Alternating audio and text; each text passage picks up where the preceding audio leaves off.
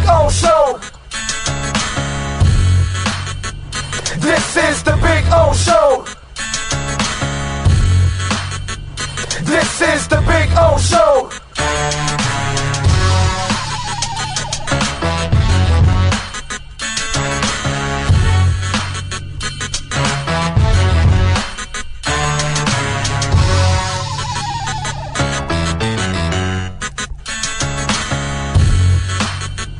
This is the Big O Show. This is the Big O Show.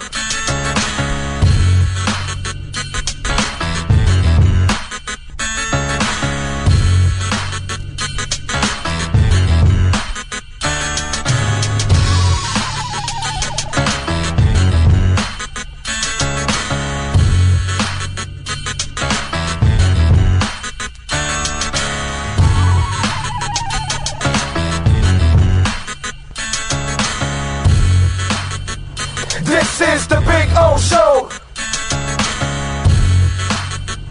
This is the Big O Show. This is the Big O Show.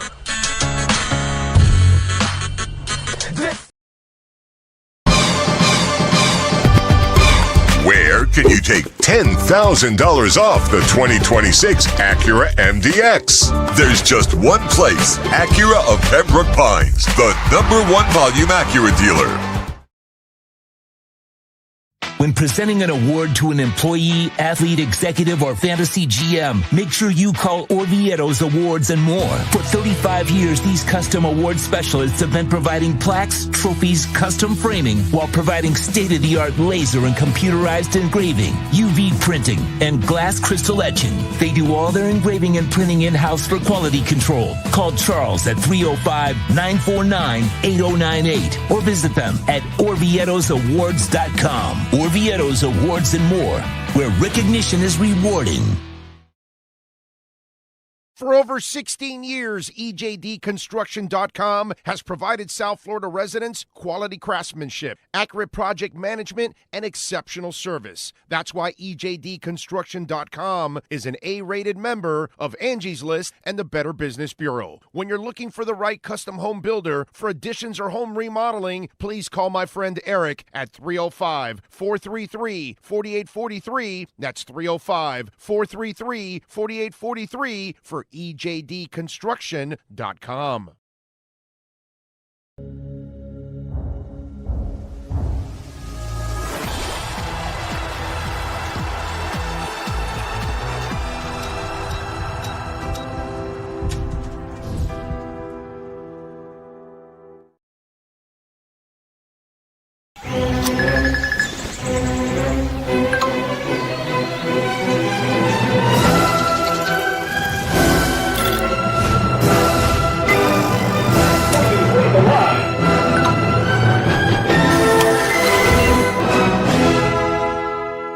Set the rhythm of your smart home with Sloman Shield Blink, the new integrated smart home platform that automates your life just the way you want it. Sloman Shield Blink, be the maestro of your own home. It's game day at Toyota of Hollywood. Our all-stars are here to give you our MVP experience. Join the fun and feast on discounts up to $4,500. Huddle up and score big on a 25 Corolla. Not $26,000, $17,988. It's a tailgate party you don't want to miss. So gobble up the savings at the #1 volume Toyota dealer. Toyota of Hollywood on 441 between Hollywood Boulevard and Sheridan Street. Open till midnight.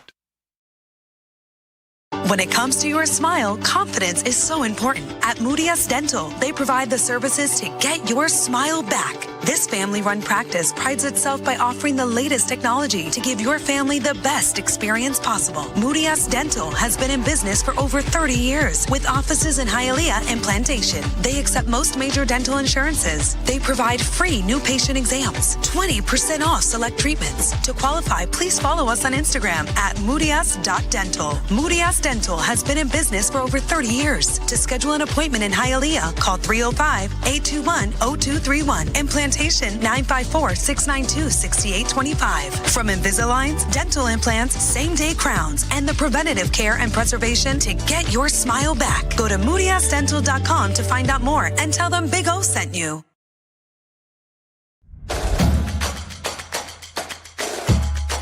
Welcome to Caneswear.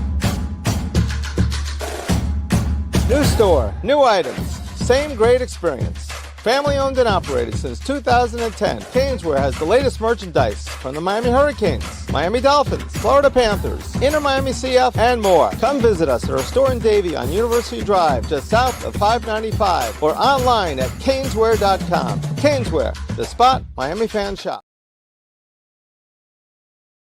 Price, service, selection. Get all this and more at South Florida's #1 loved Subaru store. Subaru of Pembroke Pines. Save today with our 3 ways to save. 0% financing, 0 down payment, or make no payments for 90 days. From Subaru of Pembroke Pines. If you're looking to take your home or business to the next level, then RM Contractors can assist you. RM specializes in new residential turnkey, new commercial turnkey, home and office remodeling. Call them for free estimates. Serving all of South Florida, licensed and insured. Call Ray, 305-345-3649. You work hard to create the perfect atmosphere. You dream it, we'll build it. RM Contractors, 305-345-3649 or Instagram at RMC Fisher Island. Hi, this is Jeff Welt from Welt & Rayom. Dan and I have been in business together for over 22 years. We're not your typical lawyers. When Dan's not working in the office, he's flying his stunt plane. When I'm not in the office, I'm either getting tattooed, bowling, riding a motorcycle, or going to concerts. We might not be your typical attorneys, but we are aggressive attorneys, and we'll do whatever it takes to get you what you deserve. Consultations are always free. Call us anytime, 24/7. Welt & Rayom can help.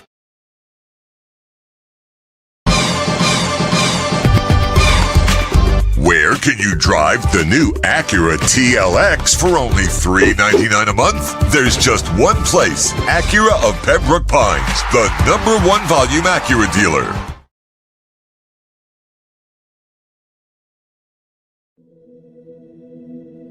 The viewpoints, statements, or beliefs expressed on the following program by the host, guests, or callers are not necessarily the opinions of FantasyXS.com, Media Group Inc. ownership, management, sponsors, or website.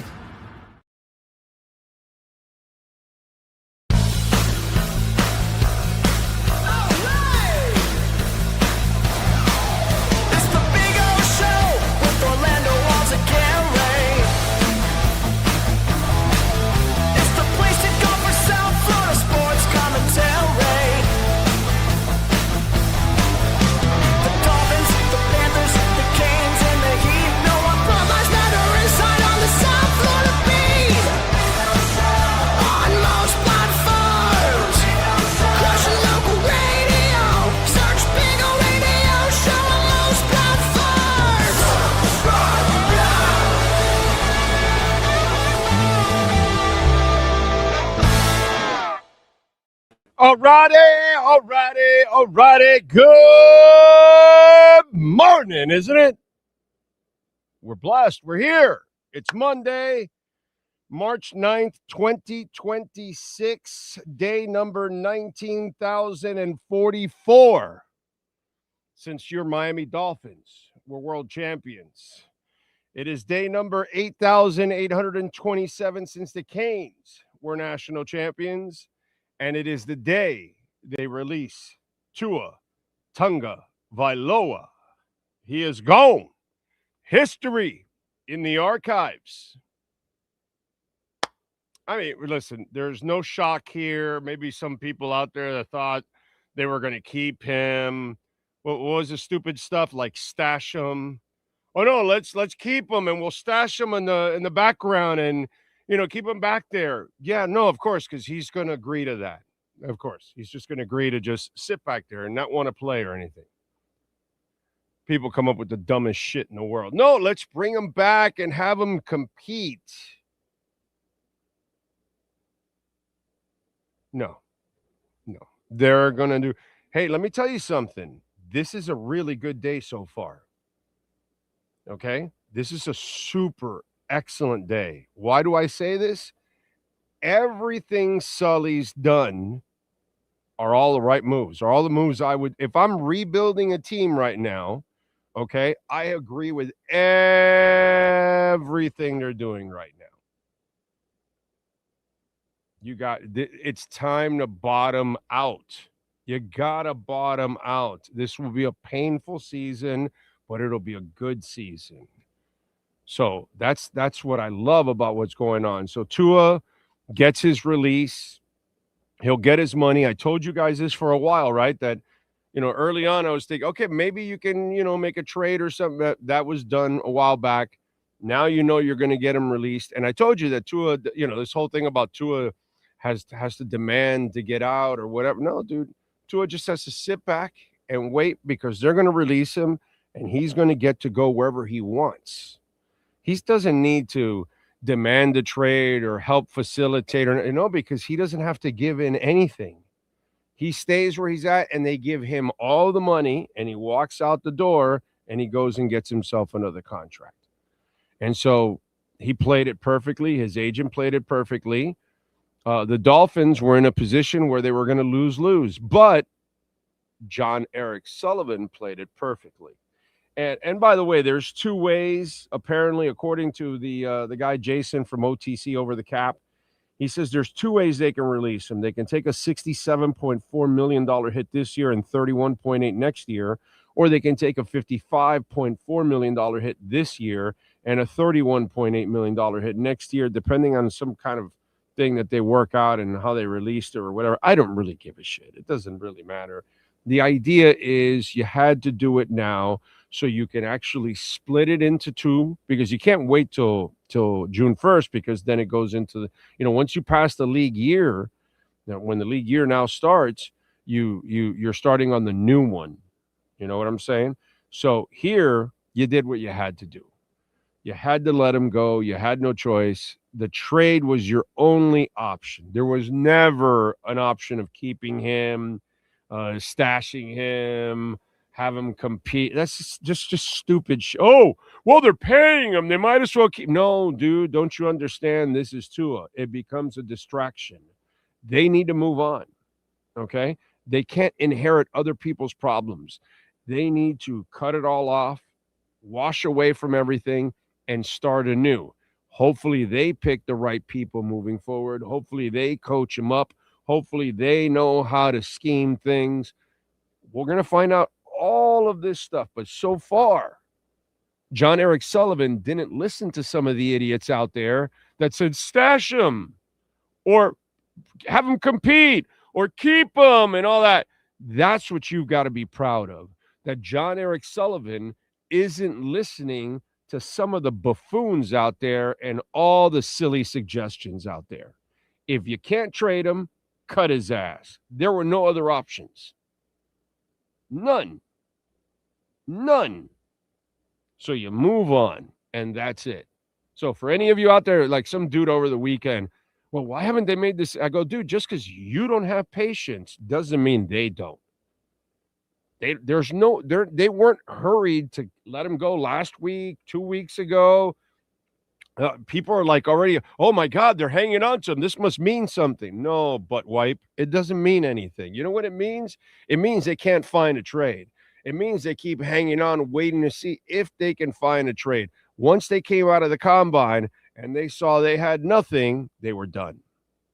And they knew that they were going to have to let him go. Not keep him, not stash him, not compete him. That's just silliness, okay? And by the way, I just laugh at anybody that talks about quarterback competition. That's really a joke. You know what I'm saying? Like, stop with that silliness. There's no such thing as quarterback competition. Anyway, this isn't spring ball in college, folks. Okay, this is the NFL.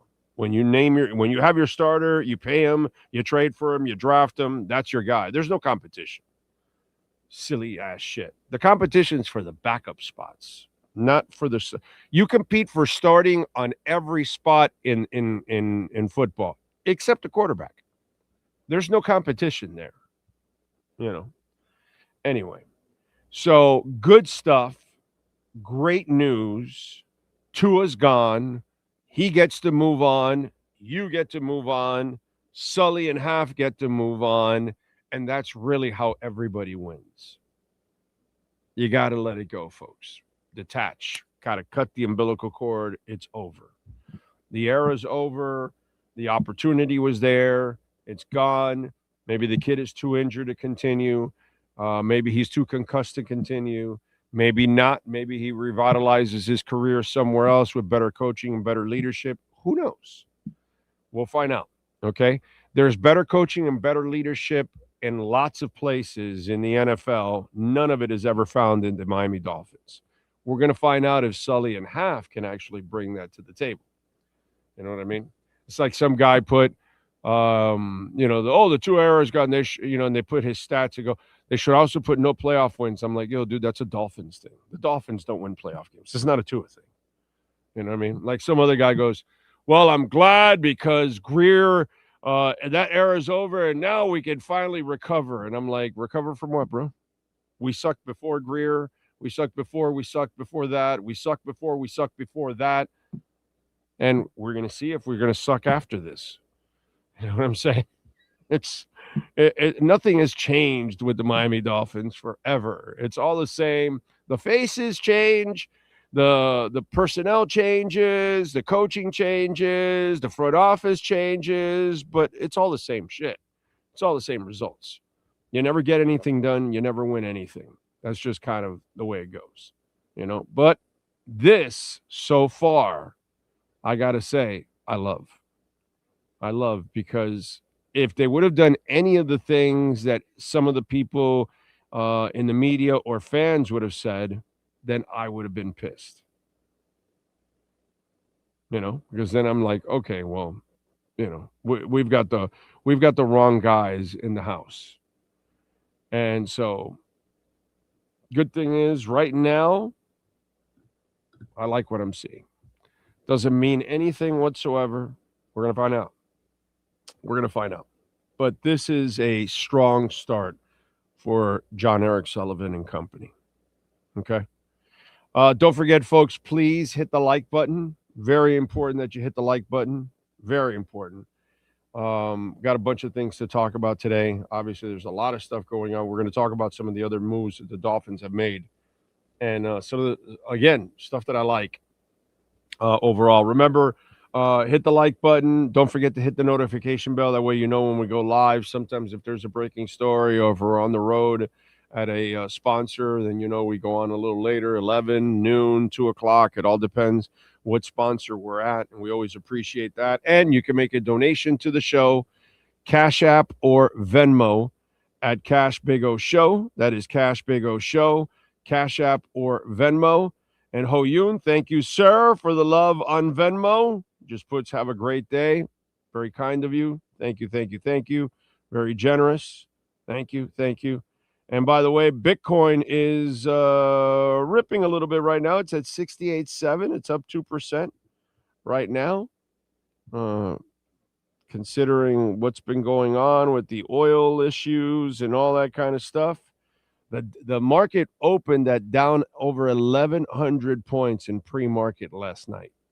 And right now, we are down 453 points. So it's not nearly as bad. Oh, I'm sorry. Just changed. It just updated. We're down 853 points. Okay. So it did stick around to where it was. I was going to go, wow, this is not too bad. But no, it must have been a little bit dragging from the weekend. So it's down 853. Wow. Man, that's ouch. And the S&P is down almost 98 points. And the NASDAQ is down over 2 points. Okay. So hang in there, folks. Hang in there. Hang in there. By the way, Michael Saylor today bought almost $1.3 billion of Bitcoin. That's some crazy stuff, dude. Okay. Wow. Denardo Joseph, thank you for the love on Cash App, sir. Appreciate you immensely. Says, have a blessed day. Already, my friend. Already. Have a blessed day because they gave us another day, which is pretty good. So thank you, sir. Appreciate you immensely. Let's see, what else do we have going on? Super chats here. Thank you, True Fin Fan. He says, Omar was wrong. We don't keep him. Wow. Did he say? Well, I remember hearing Omar say some silly shit on Joe's show about keeping him and stashing him. And it was like, right there, I was like, bro, you know, you're an NFL beat writer. Let's go. You know, players aren't going to agree to shit like that. They control that. You just can't go, yeah, we because it's for us and we want to stash you and we're paying you. We get to control your life. And no, that's not how it goes, bro. You just can't do that. You know, that's silly shit. But that's, you know, but that's the shock stuff is what sells in this business. The shock stuff that makes no sense whatsoever and all that kind of stuff. That's what the average person goes for, man. It's the craziest shit. You know, that's what gets you the clicks and the views. All the crazy stuff. Let's just throw it all out there and, you know, and whatever. So what can I tell you? Anyway, but thank you out there as always. All right. Oh, Ray, thank you, sir, for the love on Venmo. Appreciate you. Says, happy Monday. Love the strategy, but question, would it make sense to trade Sealer to a good team so he has a chance for a championship for him to avoid a rebuild? That's a great question when it comes to Sealer, because you're seeing all this stuff getting traded and you're wondering, okay, wait a minute. So what do we do? And the Sealer move is interesting because you're not going to compete for anything for the next couple of years. So can you trade Sealer now? Probably not, because the cap hit that you're taking nowadays and you just signed them to a big deal, it won't allow you to do that. It'll be so crippling, it's not worth it. Now, another year from now, you might be able to trade Sealer. You know, you might be able to trade Sealer in the trading deadline next year. But right now, because of all the people you're cutting and releasing and all the dead cap money, trading Sealer would create even more havoc in your cap. So they can't do that because they just gave him the new deal and they just gave him the signing bonus. So you've got to come off a year or two before you can kind of scale back and move him if you want to. So Sealer's not going anywhere. Achane is cheap because you're still under the regular contract. You got one more year. And Waddle also, you just gave him that contract, so you're going to hang on. I don't expect those guys to get traded yet. Okay?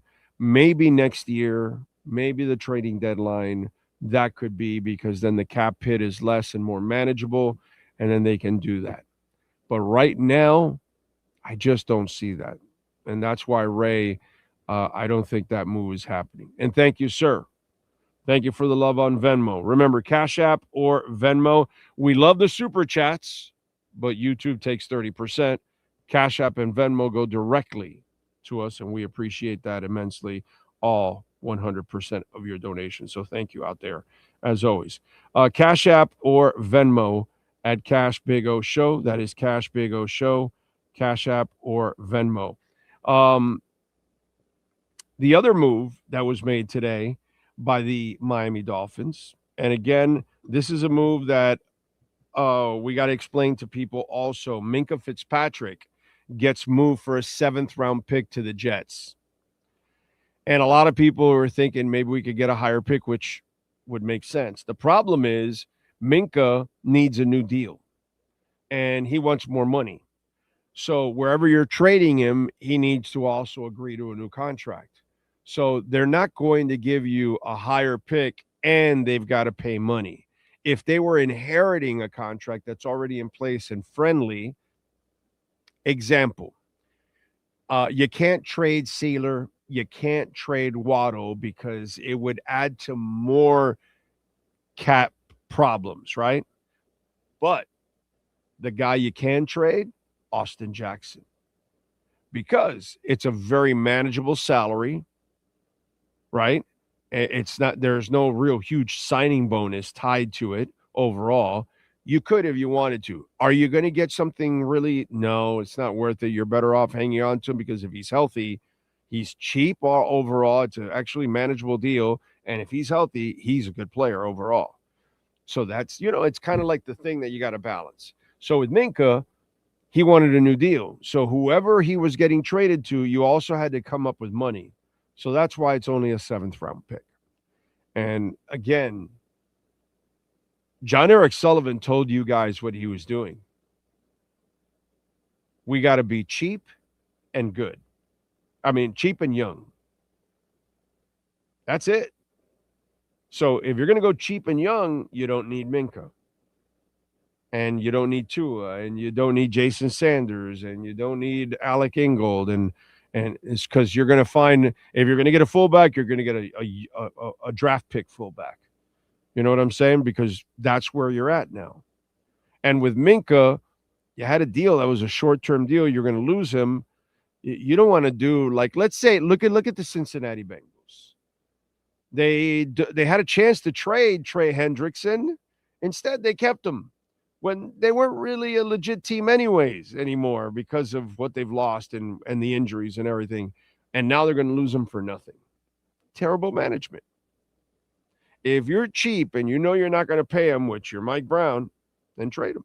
So these guys traded Minka. You're not going to keep him. You don't need him. He's movable. Move him. That's what you do. So again, I love everything so far that Jon-Eric Sullivan is doing. If you're going to rebuild the team and restart everything, right now I cannot disagree with anything that he's done. Everything he's done is the right move at this point in time. Yeah, and you got to be happy with that when it comes to being a Dolphins fan. Frankie Fresco, thank you for the love on the super chat. He says Dolphins making history, releasing Tua's largest dead cap in NFL history. We win again. Yeah, I don't really give a shit about that. None of that really matters to me, dude. You know what I mean? People make a big thing about that. And who cares? Who gives a shit? At the time when you had Sue and Tannehill dead cap money, that was huge too. Who cares? That's Stephen Ross's money. The point is, every era ends badly. Marino ends badly. Jason and Zach and Sam and Pat end badly. And Tim Bowens end badly. Ricky ends badly. It doesn't matter what it is, dude. You know what I mean? It's like I told you that guy go, oh, well, add that they didn't make the playoffs. The Dolphins don't make the playoffs, or even when they make the playoffs, they never win anyways. That's been going on decades. That's nothing new. That's not right now. That's been forever. The Jimmy Johnson era was a disgrace. You know how many times it ended with an embarrassing loss in the playoffs? A bunch. They were never special. You know what I mean? So who gives a shit that it's a bunch of money that is dead money? Who cares? So what? It's still, you got to restart.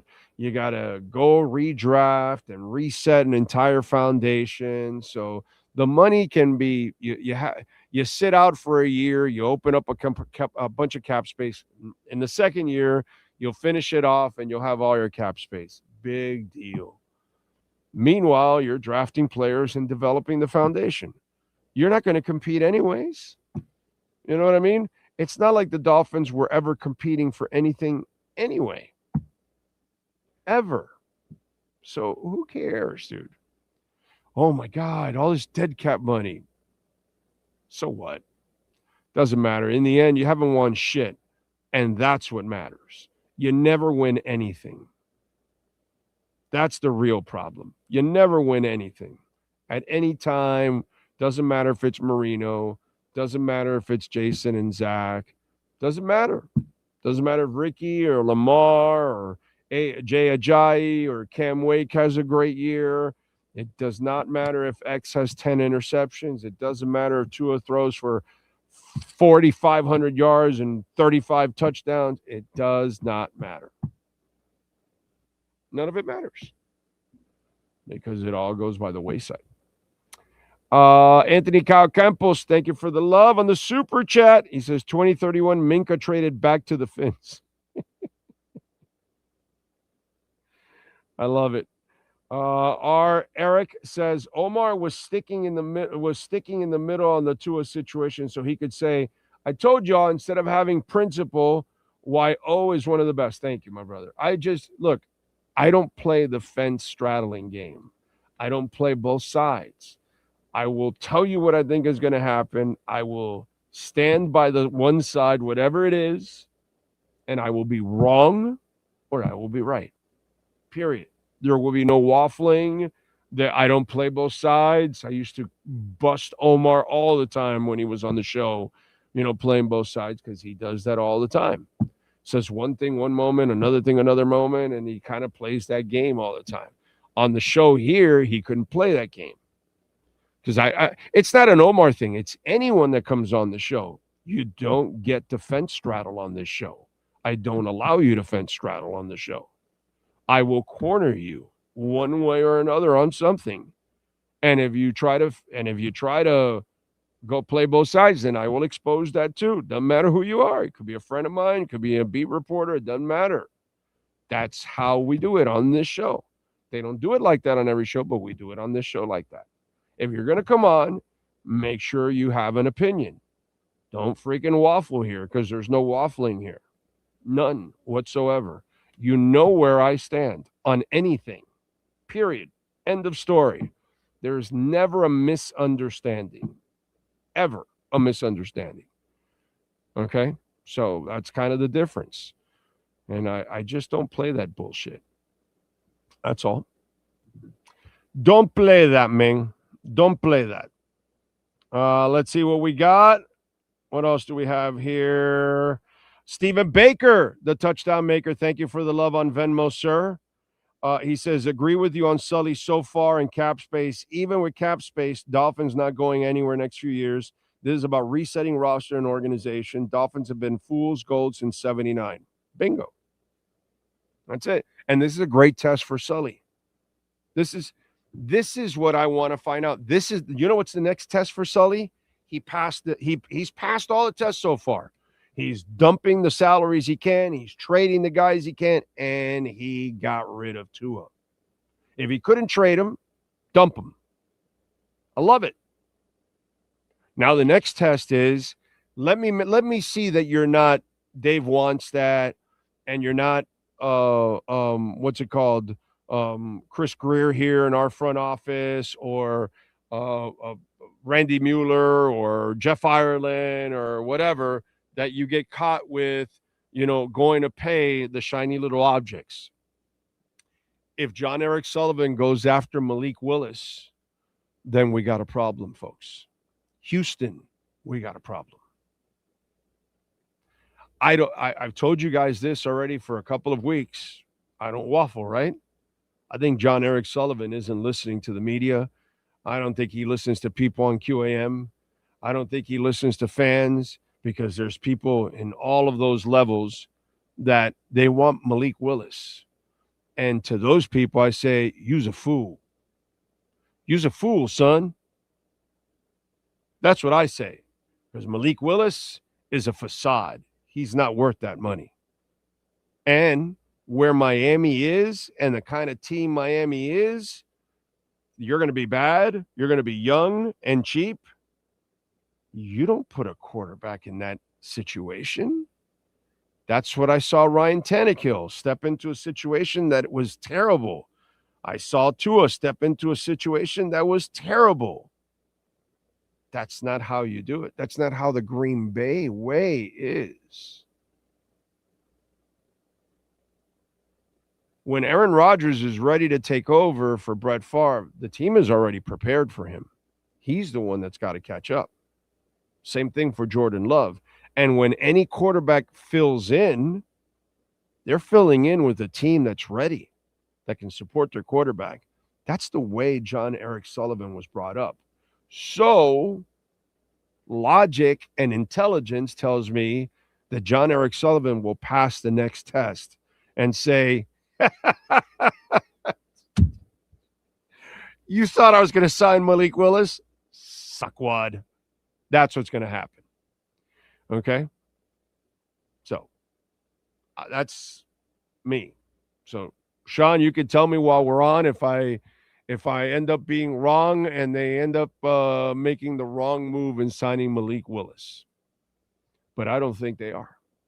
And that's the next test for Jon-Eric Sullivan. That if he goes to Arizona, that's why Arizona is Arizona. And if he comes to Miami, that's why Miami has always been Miami and will continue to be Miami. If he goes to Cleveland, that's why Cleveland is Cleveland. Whoever takes this kid and gives him that $25, $30 million deal will fall on their faces. So that's where I'm hoping that Jon-Eric Sullivan has figured this shit out, which he's been there for 20 years. He's talked to some really good people, probably had some really good conversations or was part of some excellent conversations with Ron Wolf. Been around Ted Thompson. I think he learned, bro. I think he learned. And what have we been talking about on the show? We got to start doing the opposite of what we've done. When Marino stepped in, it was a ready team. It wasn't a bad team. It was a good team that he had. Okay? It wasn't a great running game, you know what I mean? But overall, he had the weapons that he needed in order to play, and he had a decent offensive line that could give him time, especially he started with Stevenson, you know? So that helps. But, you know, it's kind of you want to do this. We haven't done this with our young quarterbacks. Every time we throw them into a chaotic situation. I think Jon-Eric Sullivan understands that. I think he's going to pass the next test. And the next test is no Malik Willis. We're not there. We're not there. Draft a young guy to compete with Ewers to be the backup and go sign a veteran. That's all you do.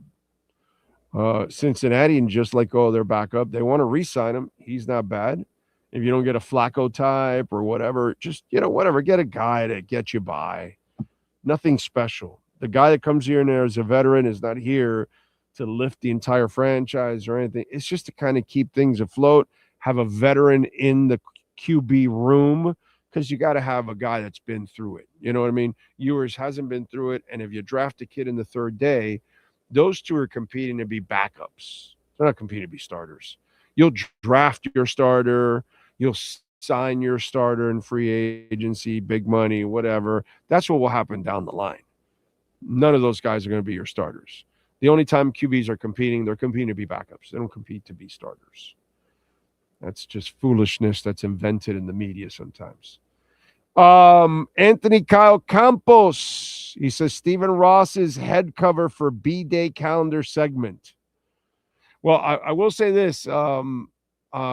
Props to the Dolphins. They didn't wish Tua a happy birthday, but they did wish him a farewell.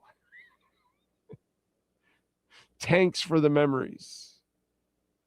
Thanks for the memories. Let's see. James Free says, usually listen, don't often watch. I'm on vacation, happen to watch today. Big O, you're looking good, sir. Respectfully, whatever you're doing, keep it up, stay well. Lots of fruits, lots of water, and I eat a big meal a day. That's what I do. So eating a lot of berries, drinking a lot of water like I always do. So I've lost my weight. I've kept it off. I lost 50, 60, and 80 pounds before I lost this. Okay. No Ozempic. I don't do the Ozempic. Nothing wrong with Ozempic or any of those other ones that are out there. If you got to do it, you got to do it. That's great. However but my discipline has never been about losing the weight. My discipline has always been about keeping it off. I could lose the weight. This is the fourth time that I've lost a major amount of weight. And I don't know, it's like 40-something pounds, whatever. I don't weigh myself much because I don't want to get it. I did that the first 3 times. I used to weigh myself every day and all that and stress over it. Now I don't. Now I just like, okay, dude, like, you know what you're supposed to eat. Try to eat as clean as you can all day. Cheat here, cheat there. Treat yourself. You want to have a Coke every once in a while, go ahead, treat yourself to a Coke. You got to have, something that's fried, go ahead, but don't overdo it, That's it. You have a donut, okay, don't have another donut for the next couple of days. I used to have 3 donuts a day. So all that shit I've kind of eliminated, and I've just tried to eat as healthy as possible. As healthy as I can eat. I'll go today and I'll go to the supermarket and I'll go buy my fruits and stuff for the next 3 days. And then I'll go back again in 3 days and get more and continue in that whole thing. And then what I'll do is I'll eat a meal, and then everything else will be surrounded around fruits and vegetables throughout the day, and water and stuff like that. So that's what I'm doing, man.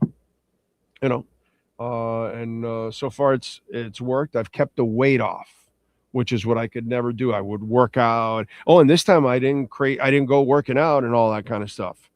I do very little now. Okay. I'm trying to pick it up, but I'm just trying to learn to be disciplined in my eating. Just change my entire lifestyle of eating. That's what I'm trying to do. You know what I'm saying? That's really the key. It's the only way. So I'm trying to learn to keep it off. That's the challenge. It's not losing it. I can do that. It's keeping it off. That's been always after I broke my 20s, because I used to have that killer metabolism that you can eat anything and it would never show up, because I was always skinny in high school and all that stuff. And then once I got to college, I don't know, it's like that rubber band broke or something. And then food started to stick to me like luggage. And then all of a sudden I just started gaining weight. A lot of you have the same issues. You know what I mean? And it's really all about just the discipline of us saying, no, that's it. I'm not eating a lot of this crap anymore. I'm going to start eating some other stuff. That's it. It's basically what it is. Captain Saki, I see you're number 1 up there in the chat board. Thank you, sir. Up in Tarpon Springs, he says, TUA era's over. 2023 was electric. Thank you for the memories. Dolphin Dave in the house. I see. Cosa Nostra. Beat perfect. The Jaybird. I saw the Jaybird over at the Fort Lauderdale United game. Respectable 2-1 loss to Orlando Pride. Getting the goal in the second half helped out.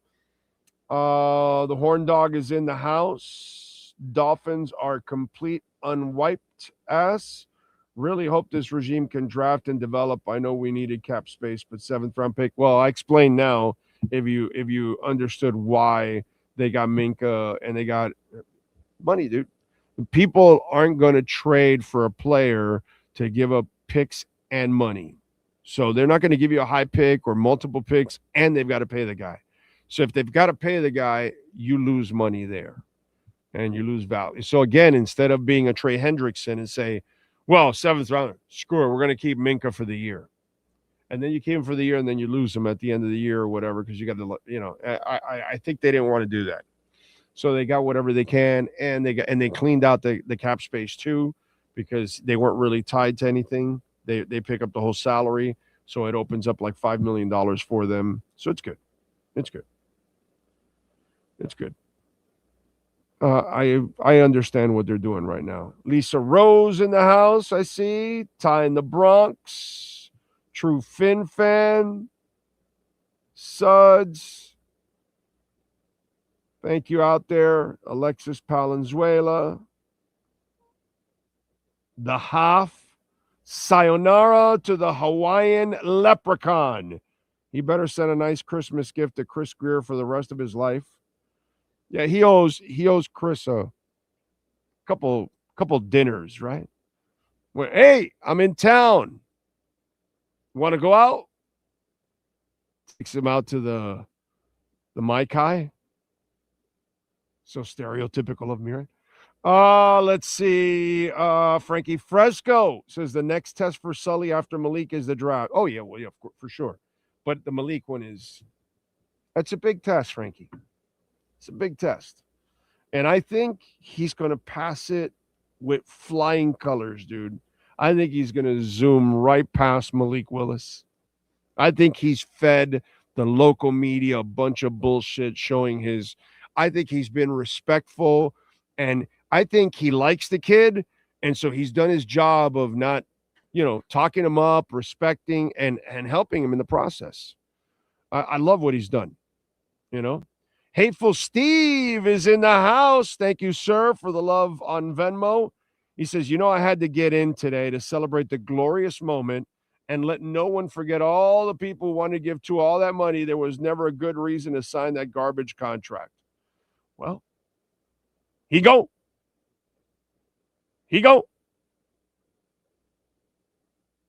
It is what it is. But it's a good day. It's a good day. It's time to move on for everybody. It's good for Tua to move on. Maybe he finds his way. Maybe he doesn't. And he rides off into the sunset at one point or another with his lovely wife and family. And bless him, dude. That's fine. That's fine. If that's what it is, fine. But this gives the Dolphins an opportunity to move on. And so far, everything Sully's done is perfect. Perfect.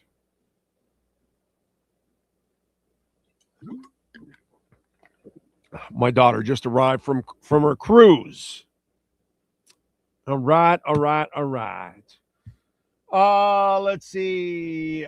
Is it a rebuild? Sell everything you can, and you do not expect will be in their prime in 3 years, right? Yeah, dude. It's what I've been telling you. This is nothing new. Maybe Pedro, you just tuned in, or some you haven't tuned in a while, or whatever.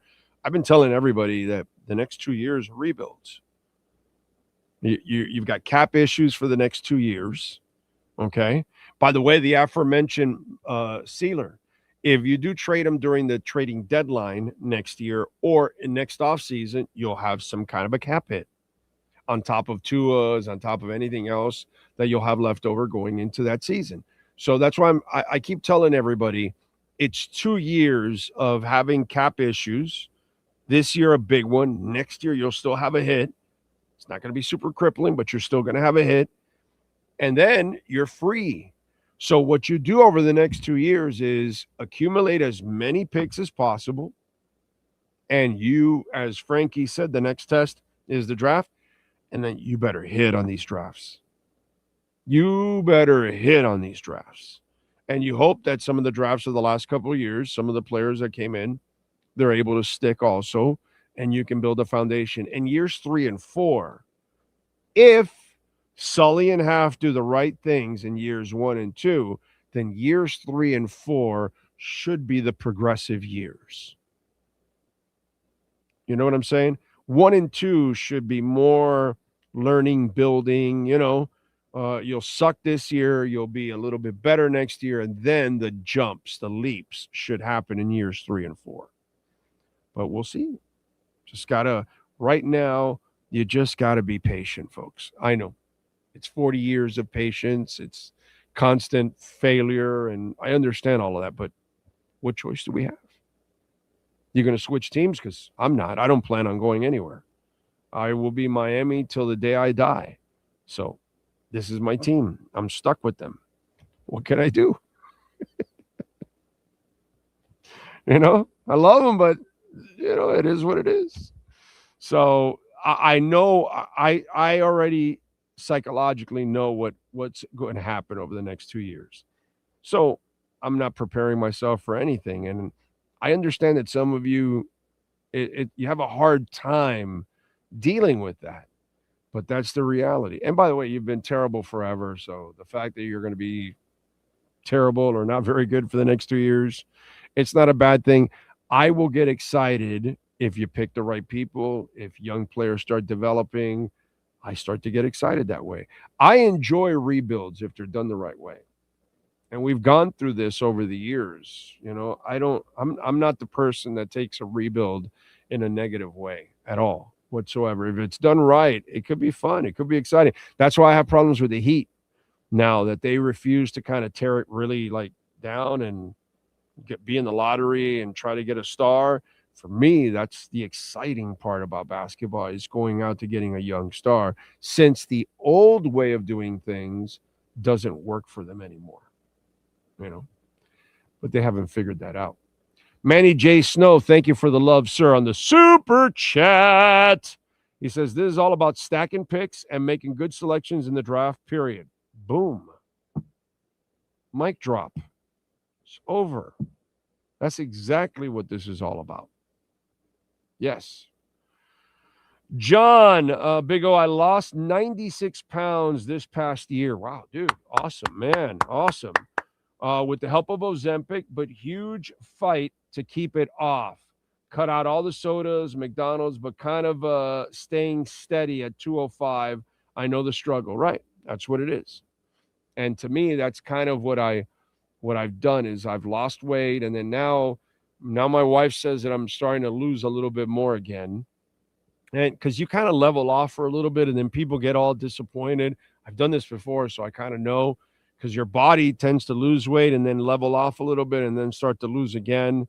So it's just really all about trying to do your best and stay disciplined. That's always been my problem. That's always my downfall, is that I'm not disciplined enough.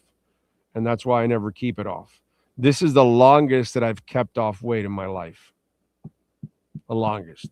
Usually every time I've lost a weight, I gained it all back. But that's because I worked out like a beast to lose the weight. And then I could not keep up that workout every day. Oh, man. What? The winner of the Crowder-Omar fight. Huh? Crowder-Omar fight. I don't know what you're talking about, but yeah, I want no part of that. Anyway, I'll race both of them. I'll beat them both. Did Omar lose to Hollywood? That's embarrassing. I'm nearly 60. I would beat both of them. Anyway, what's it called? Being healthy is a must. Hold up. Let me finish there. 2 fried eggs, half a loaf of Cuban bread and butter with 5 strips of maple bacon. You're a trip, dude. Daddy Dean, Big O, thoughts on trading for a QB, Will Levis, or any other cheap QB? Yeah, I don't mind. I don't mind trading for a guy that, as long as you're not giving up anything, you're giving up some late ass pick, and you're not giving up any money. That it's just a minimal salary, a rookie salary, or 10, 15 million for a veteran, which is what you're going to have to pay. I'm all right with that. You know what I'm saying? But as long as it's not a big, like Levis is a guy that has no accuracy. He's got a gun, but dude, he has no idea where it's going. You know what I'm saying? And I don't know if he'll ever become accurate. So, and again, this is a bad football team. So now Levis will be behind a bad football team. You know, I'm not going out of my way that much to kill myself for a quarterback this year. That's what I'm trying to get to you guys out there. It's just quarterback is just not that important this year. So, you know, when a young quarterback who is green and not ready, and you're going to put him on this team, wow, you know, that's tough. That's tough. That is tough. Tucker says Hank Goldberg would be like Tua and Mickey Tua. Oh, Mickey and Tua. Oh, yes. Jimmy and Danny. Danny and Jimmy. David Woodley. 305 till I die. I'm with you, Suds. Out of Nashville says, I hear you. Oh, I couldn't have started rooting for a brand new NFL team and had 2 Super Bowl seasons. My loyalty to the Dolphins is unwavering. Yeah, it's just kind of the way it goes. You know? So. Let's do this. Switch a little gears before I get back to football. And the one and only Ira Winderman and our Acura of Pembroke Pines Miami Heat, an NBA report. Heat fans, time for the best insight of your favorite team with insider Ira Winderman, exclusively on the Big O Radio Show. It's the Acura of Pembroke Pines Miami Heat and NBA report. Here's Ira Winderman. What's happening, Ira? Good morning, sir. What a hell of a weekend for the Miami Heat. Yeah, and victories over quality. Not just the Nets, but the Hornets and what they did red hot, and last night against the Pistons. It's crazy, Big O. Just when you think you're out, just when you think you're done, just when you think, no, it's not going to happen this season. And this goes back to what you've told me for weeks on end on our Acura of Pembroke Pines report. Put Eric Spoelstra on a team, take away a Norman Powell, take away an Andrew Wiggins. Eric Spoelstra finds a way, which is why what you've told me now for years is there's almost a front office thought of, we can just give him anything because he'll find a way. But anything only gets you maybe out of the play-in, maybe to number 5. It's not the ultimate answer. You got to give them stars still. You know, the NBA is driven by stars, and you know we don't have one. We need one. But what's interesting is this is really the first time it's Bam and Tyler's team. Remember, it was Jimmy's team all those years. Tyler drafted 2019. Jimmy comes 2019. Last season, a disaster. What I like about this, Big O, is this. We will have these 6 weeks to see the Bam and Tyler combination. What is it capable of? Is it good enough to airlift in a star and you have something? Or is it a nice couple of guys that don't exactly mesh and you move forward? But this really is, since Tyler got drafted in 2019, the first time where this is a Bam and Tyler team, and now we get to see. And as long as we get to see, I'm fine with that. Tyler's not extension eligible for another season, 2027 offseason. Bam's under contract. I don't mean to be rude, but you can move him if you need to. You can do what you want. At least get a read. It's to the point of, as long as the games have meaning in some aspect, I'm fine with it. The Heat are learning who they are. The Heat are learning who they're not. The Heat are learning who they need. They're learning who they don't. But again, this is what you and I spoke to before the trading deadline. It seems when you look at this last week, they can get by, God bless him, without Norman Powell. It seems like they can get by without Andrew Wiggins. Why they didn't get draft capital, why they didn't get something at the trade deadline. Instead, if no extension for Norm, he walks. If Andrew Wiggins opts out, he walks. That's the thing. We understand Pat Riley, Andy Ellisberg, Adam Simon, Nick Harrison live in the moment to a degree. But there has to be some sort of overarching person who says, hey, this is fine now, but we've got to build towards something more tangible. Instead, for better or worse, the Miami Heat live in the moment. But Nick Harrison must be drinking the same Kool-Aid. I mean, oh, sure. It's delicious. Yeah. So, I mean, they're all drinking the same Kool-Aid. And obviously you're preaching to the choir where you should have dumped these guys, because it's what we've talked about all year. Bro, play the young guys. Let's develop these guys. Let's find out what we have. And like at least they're doing that now. Like last night, you know, Yakuchonis, you just lay your eyes right off him and he zooms right past your ass and lays up right in there. You know, that's the kind of shit that I want to see. And I'm watching Jaquez, who has turned into a fabulous six-man for you overall, you know, and Ware didn't have a great day yesterday, but overall he's been playing really well lately. And all of a sudden now I'm watching all these other young guys that you have develop because we have the best coach in the business. So, yeah, I just don't get it how you didn't have those extra draft picks. And by the way, Wiggins could easily opt out because somebody will give him a guaranteed multi-year deal, and he could easily multi-year. So instead of 1 year at 30, maybe he takes 3 at 75 for the money. I understand that. This is what I liked about last night. He played about 8 players. 4 of them were the kids. Kalel, Pella, Jaime, Kasparis. That's all I'm asking for. I'm asking for this. I'm sick of the play-in. Orlando Alzagary's sick of the play-in. Everyone out there and watching your Acura Pembroke Pines report is sick of the play-in. But if it's the bridge to something better, I have no qualms with it whatsoever. If you are building to a brighter future, if you're building a foundation, and I know, Big O, you're not into the honest trades and others, but you always need to have assets, because assets can turn into something even better.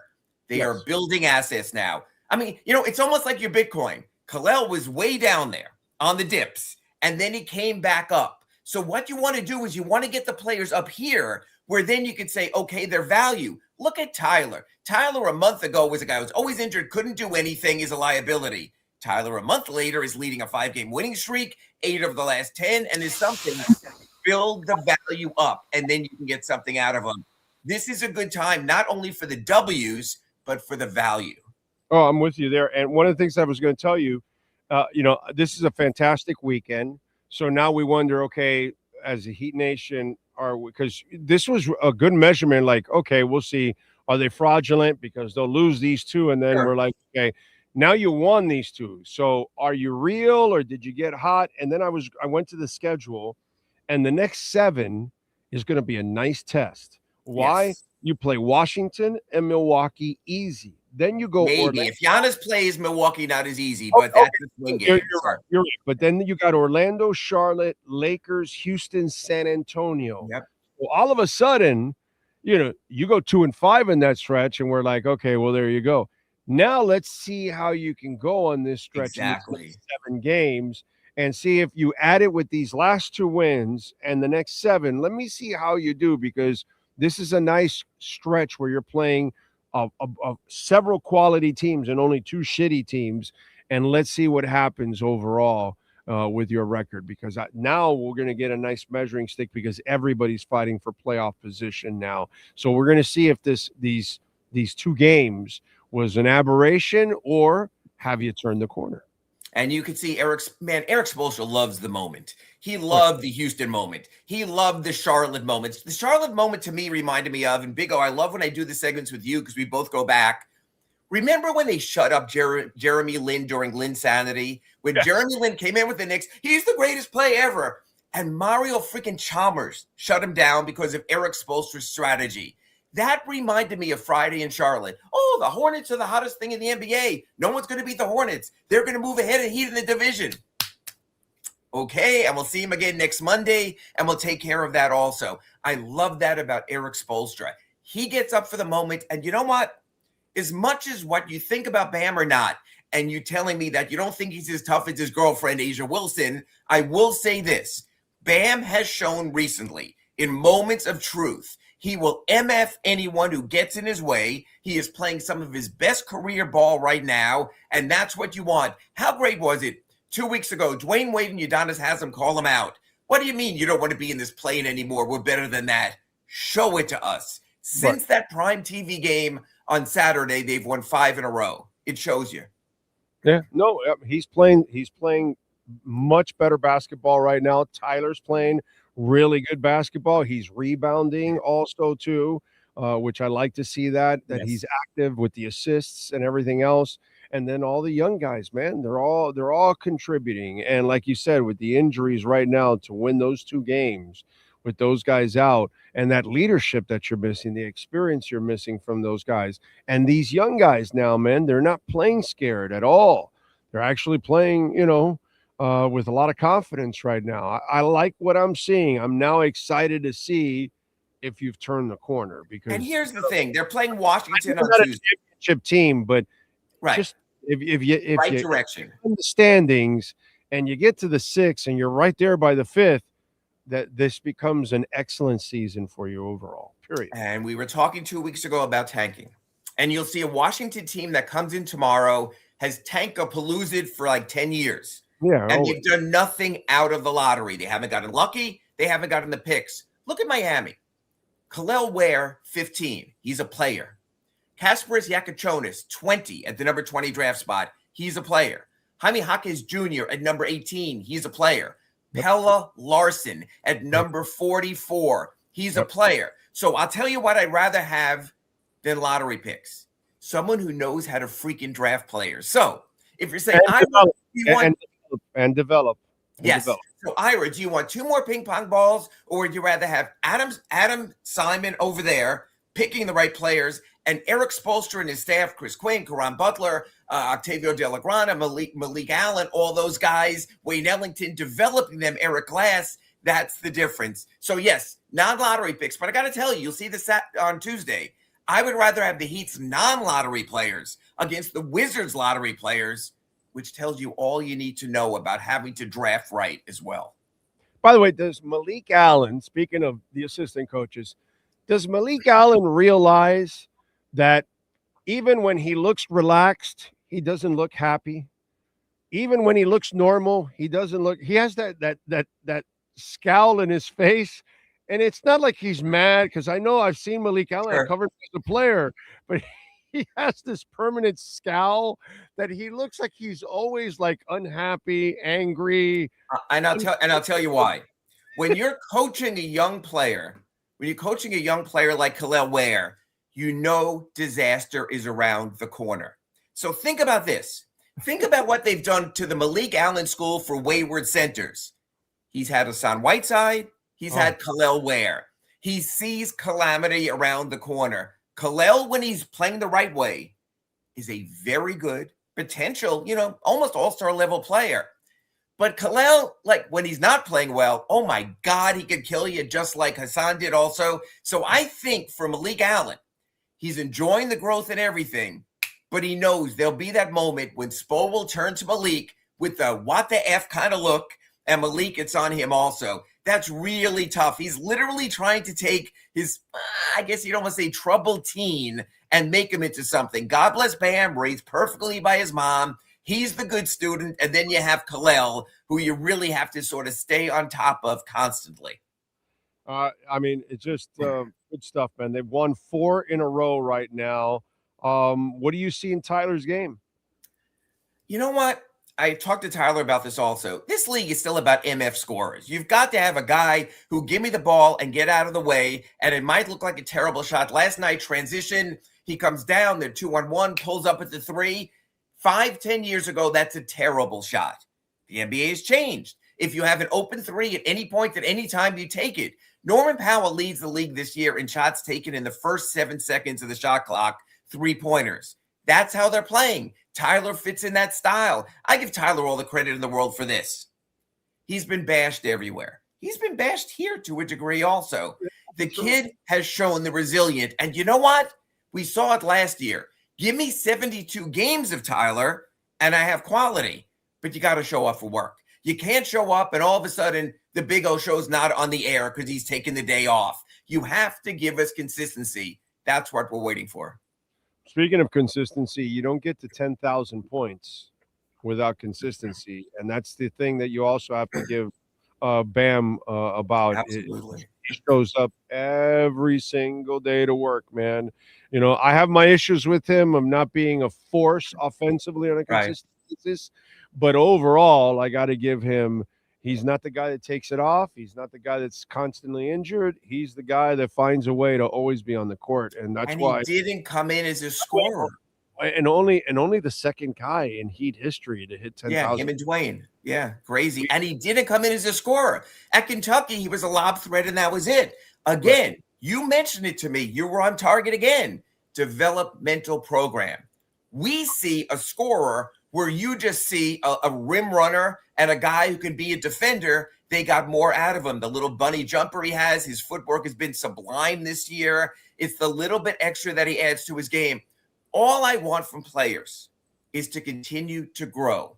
And that's why I love when people talk to Eric Spoelstra about the developmental program and these young players, he halts you. And he goes, development doesn't stop. We're still developing Simone Fontecchio. We're developing Andrew Wiggins. There can always be more. And that's what you want to see in a player. When a player plateaus, that's when you have your concerns. Yeah, you'll see guys that are like mechanical and their shot doesn't have a flow to it. When you watch Bam and you watch Khalil, from the first day that you saw them, you saw that there was all you have to do is work with it and get it, structurally right. But you knew that it was there every time. And that, for me, that's actually the reason why I've been more pissed at Bam, because he doesn't lack anything whatsoever. Right. It's really all about the Asia Wilson fire inside, which is growing. Which is really what he, when he becomes nasty like his girlfriend and ruthless like his girlfriend, he already has the ability. And I'll give you an example. Remember Dwayne Wade after the 2010 season when they went out in the first round against Boston? He said, I ain't going out in the first round anymore. Called LeBron, called Chris Bosh. The rest is history. 2 weeks ago in Philadelphia, Bam Adebayo goes, I am sick of this shit. of playing in the play-in 4 years in a row. That's his quote. SHI, that's the quote. Since then, they haven't lost. That's what I want to see. An MFer who said he's had enough and willing to call out himself, his coach, and his teammates. That's who Bam has become. Look, Big O, I know what you think he is. You think he's a super role player. I have no issue with that. Is Bam a number one? Probably not. No, he isn't a number one. Let's be honest. He might not be a number two. But you've seen the lineage of leadership in South Florida. He's a captain. He's a Udonis. He's a leader. He's a Zoe. So he's checking that box. And believe me, because you have Bam Adebayo in your locker room, that's why Kalel gets better. That's why Hami gets better. That's why Kasparis gets better, because they see this guy busting his ass, leading the right way. So let's give him credit there also. He's special in that regard. Yeah, no, I'm with you there on that in that sense. There's no doubt about it. I just want him to be aggressive offensively, and that is what hasn't been in his nature. So it's going to be fun to see what happens over the next couple of weeks, because if you can just get out of that play-in, all of us with a brain know this is not a championship team. But if you get in between that area of the play-in and the top three spots, then you have made, leaps and bounds. Right. Again, we talked about it. Show me growth. You have maximized it. You have show me growth. That's all I ask from any player, all I ask from any team, and they've done that. And even if I ask Ira, the second thing I wrote about today was, and they're making their home court again a pit and a place to be. Dwayne Wade was on Shaquille O'Neal's podcast recently. He said it's kind of a dead building. There's nothing there to root for, to grow for. Remember, Big O, before this 5-game home winning streak, they lost to Utah. They lost to Chicago. They lost to Atlanta. Why show up? Well, now they've shown, hey, you don't want to miss that Rockets game. Hey, you don't want to miss that Pistons game. Hopefully this coming Saturday, you don't want to miss that Magic game, which is key for playoff seeding. So they've made it a place to be again. Yeah, because somebody has – see, the past is full of, whether it's Alonzo Mourning or Tim Hardaway, or whether it's LeBron James or Dwayne Wade or Chris Bosh, or, you always had stars that lifted, Jimmy Butler, whatever, and people got behind, because that's what the NBA is all about.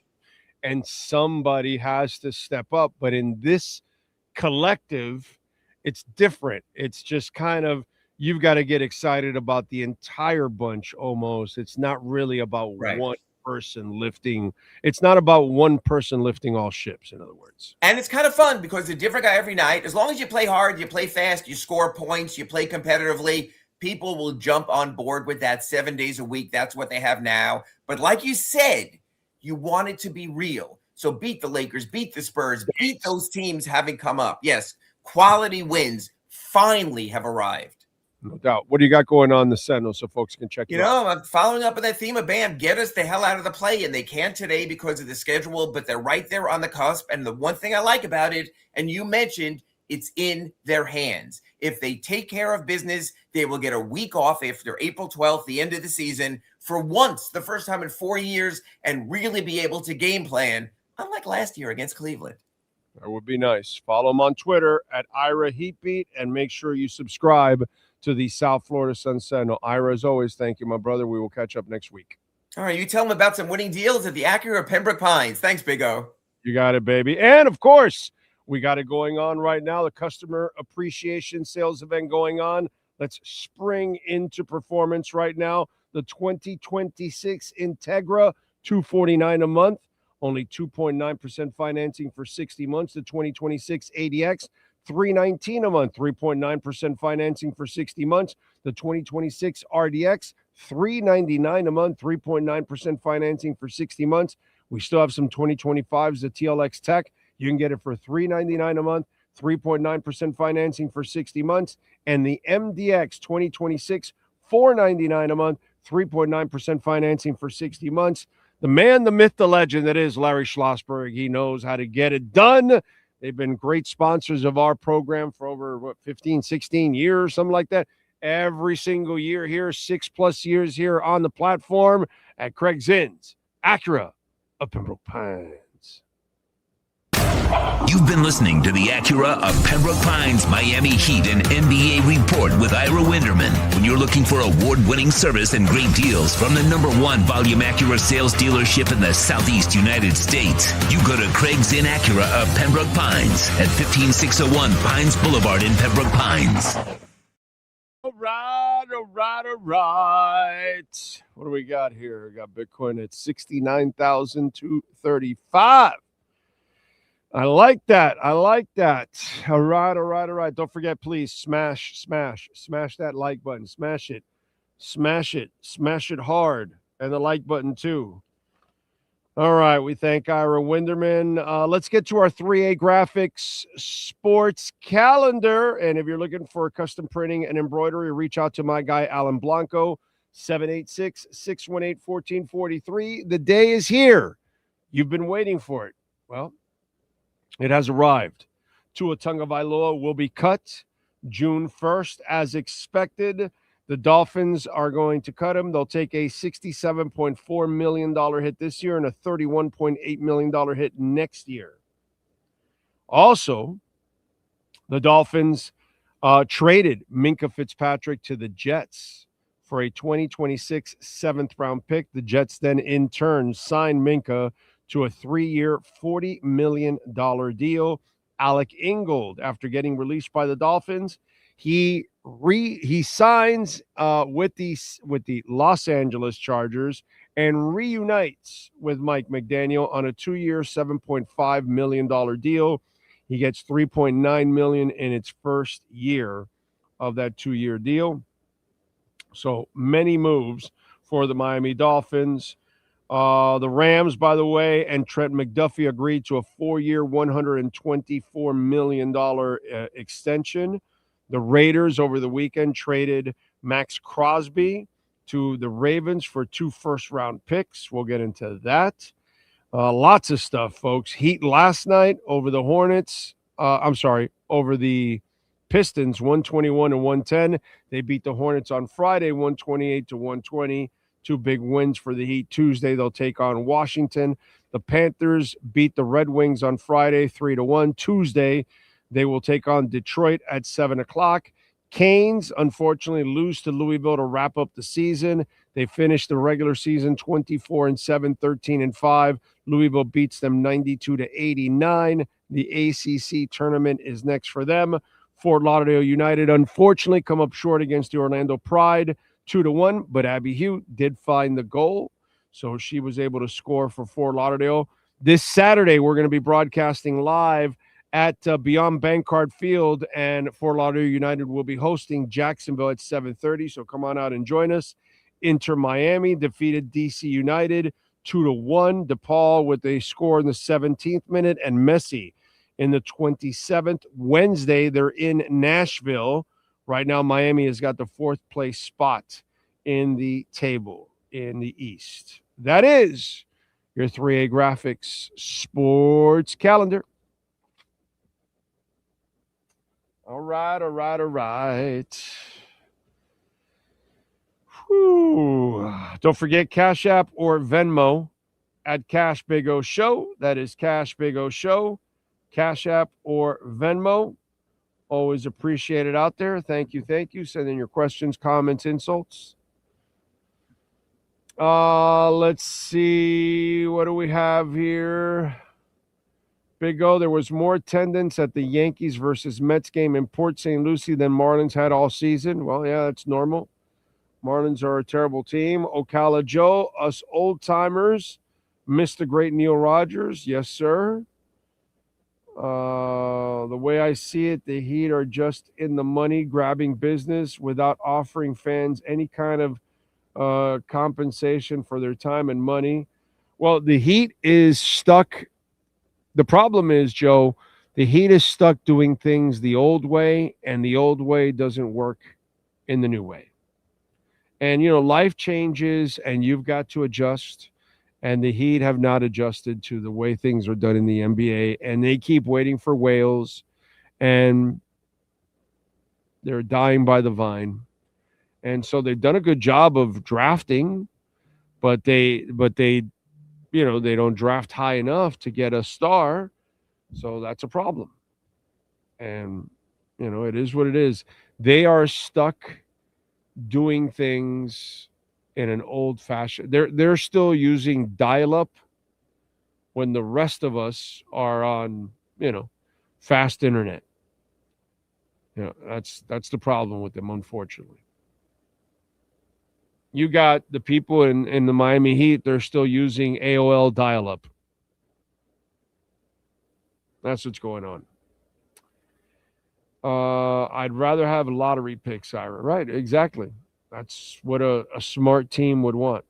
And, that's why we're at where we are where we're at right now, because they refuse to completely suck. I know it's hard to completely suck with Eric Spoelstra, but, you got to try your best. You got to try your best, man. Because it's just not good what's going on with the Dolphins. I mean, with the Heat. And the Dolphins, too, by the way. That hasn't changed either. That's for sure. All right, let's see. What else do we have? All right, so we got Minka gone. We talked a little bit about Tua being gone. We talked about Sully, and his next test is Malik Willis. With Tua gone now, the next test is finding out with Malik. And we haven't heard anything yet on Malik, right, Sean? Nothing has broken yet, right? Because supposedly Arizona is the lead dog for him. Panthers are trying to re-sign Bob. Oh, by the way, how about this story? Really interesting. And you look at it, it's going to be a disaster of a move. The Ravens traded 2 first-round picks to acquire Max Crosby. I don't believe the Ravens are a Max Crosby away from winning the title.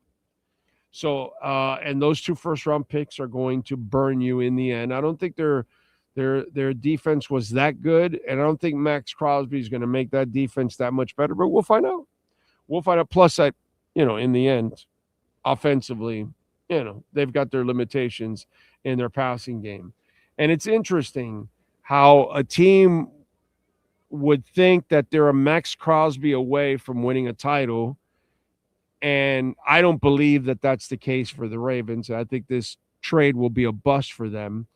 And so Adam Schefter came up with a list of guys like Sauce Gardner, who went for 2 first-rounders. So far, that hasn't paid off. Micah Parsons, 2 first-rounders. He just blew out his knee. Russell Wilson didn't pay off. Matthew Stafford, that one paid off. Laramie Tunsil, that was a good trade for Houston, and they were able to then trade him again. So overall, it was fine.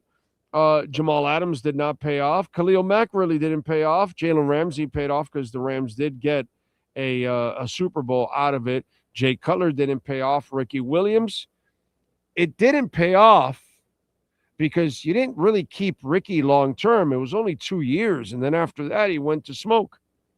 He got tired, so it really didn't pay off. Keyshawn Johnson didn't pay off. Jeff George didn't pay off. Eric Dickerson, okay,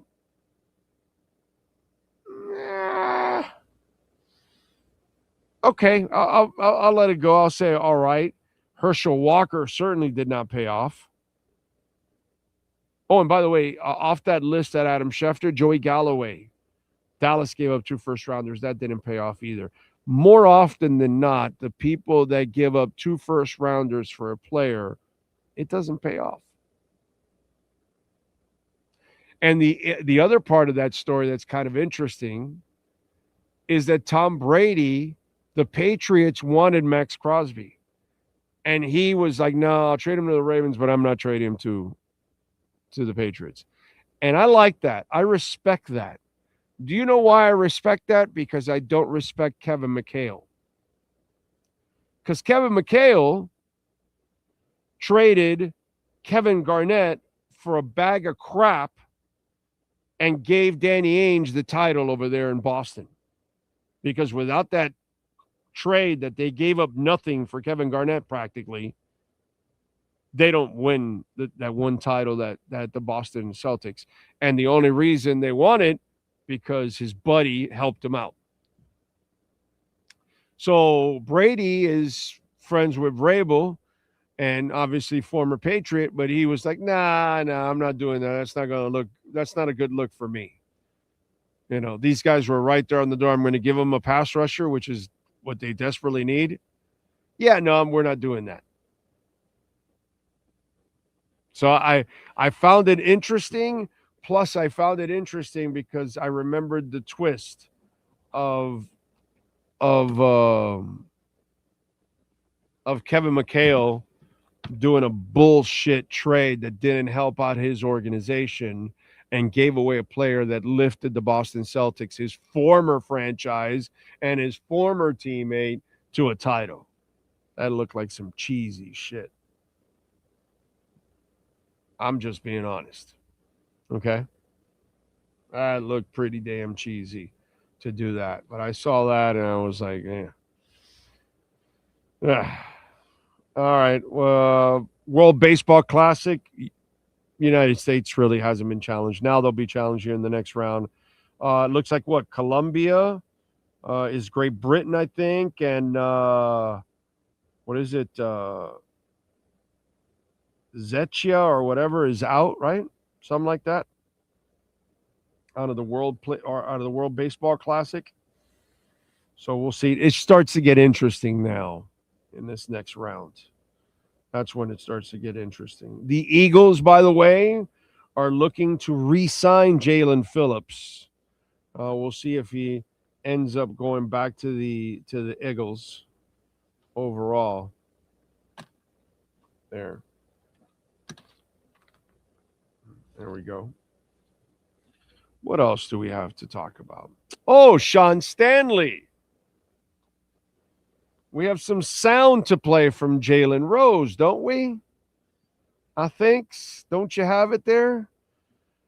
Pull it up for me if you can. So we can, let's see. Wait a minute. Oh, yes. Exactly. We have it there? Okay. So, our business has turned to like crap. You know, there's a lot of people in our business that just talk shit and they throw out crazy trades and crazy scenarios and clickbait stuff and all that. And look, do we have a race problem in this world? Of course. But when it happens, let's actually focus on it and let's point it out. But when it's not, it hurts the cause. It's kind of like we know that men take advantage of women, right? We know it. It happens. But then when you have those women that are gold diggers and they make claims that are wrong and, you know, nothing really happened, it hurts the cause of real women that are constantly getting hurt, because then you start questioning them. And that's wrong. But unfortunately, what we've created does that. And the same thing, the race baiting is the same thing.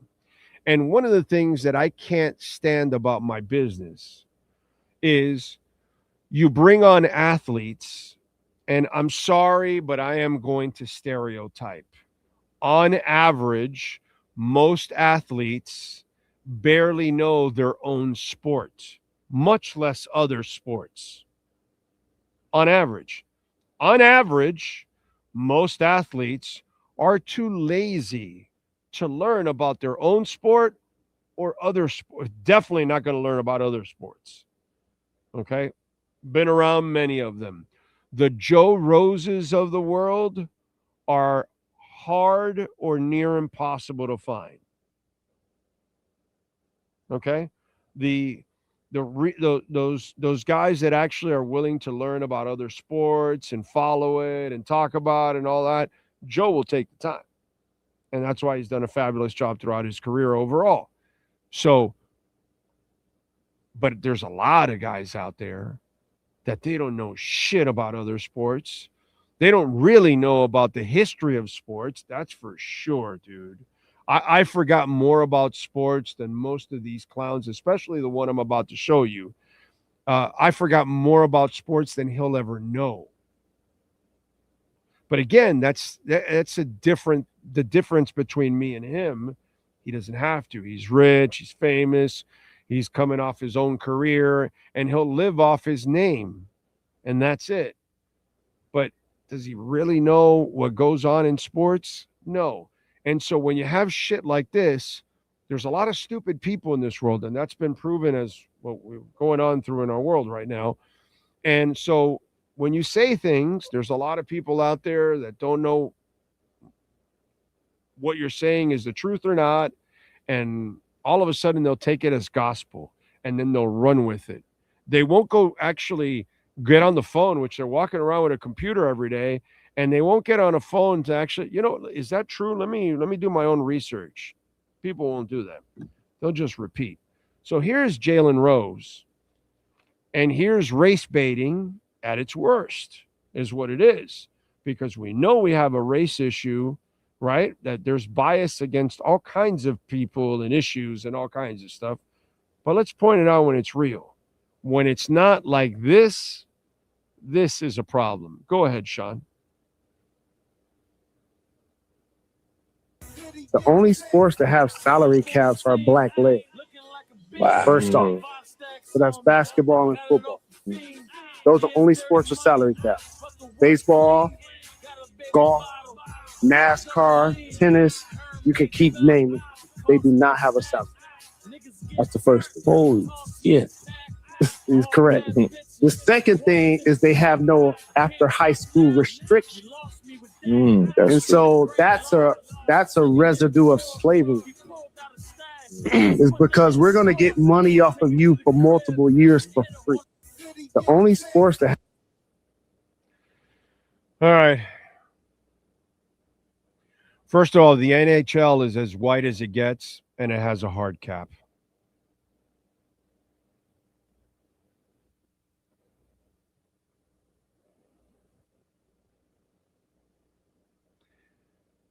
Yeah. And notice Fat Joe was like, whoa. Because Fat Joe's a dumbass. He just knows how to rap. Did he bother to go check it out? Like, no, he just took it for gospel. Whatever Jalen Rose said, and so did the other guy. None of them, yo, Jalen, wait a minute, what are you talking about, bro? See, if I'm there on the panel, I'm like, yo, what are you talking about, dude? The NHL is as white as it gets, and they have a hard cap, you dickhead. Oh, and by the way, with baseball, they control your ass for 6 years, dumbass.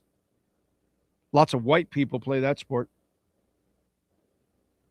By the way, somebody tell Jalen Rose, landlords, CEOs, bosses, corporations, anybody that's got the edge on you, they're going to abuse it. Has nothing to do with color. If they got you under contract, has nothing to do with color. If your landlord's got you under contract, too bad, baby. Pay the rent, bitch. If you are an employee and your boss is your boss, come to work on time, mofo. It's called power, moron. Jalen Rose. Has nothing to do with black, white, Asian, Hispanic. That's just the way the sport is, dude. And it's up to your NFL, NBA, Major League Players Association to be able to combat it. The women right now are struggling to get a deal done. It is what it is. Why?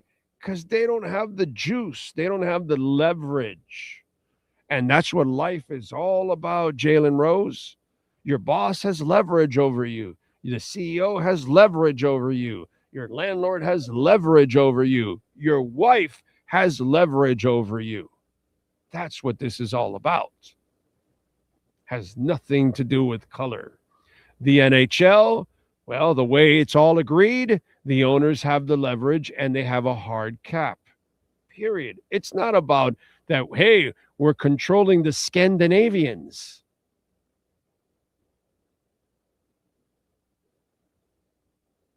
And this is what's a disgrace to our business. People like Jalen Rose who say stupid ass shit, ignorant ass shit that makes no sense, that has no logic, but Fat Joe's dumb ass will believe it. And now Fat Joe's stupid ass will go rap about it. Yeah, man. NBA, oh, it's all slavery. They control it because it's all the brothers. Okay.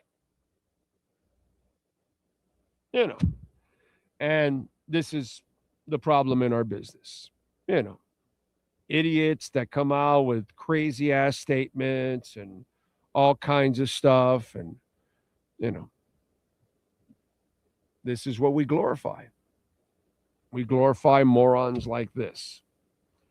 So, you know, that have no depth, that really don't know the sports. And so why are you talking about stuff like this when you know nothing about it? And then there's plenty of stuff going on race-wise. Let's actually attack the stuff that really matters, not your stupid ass.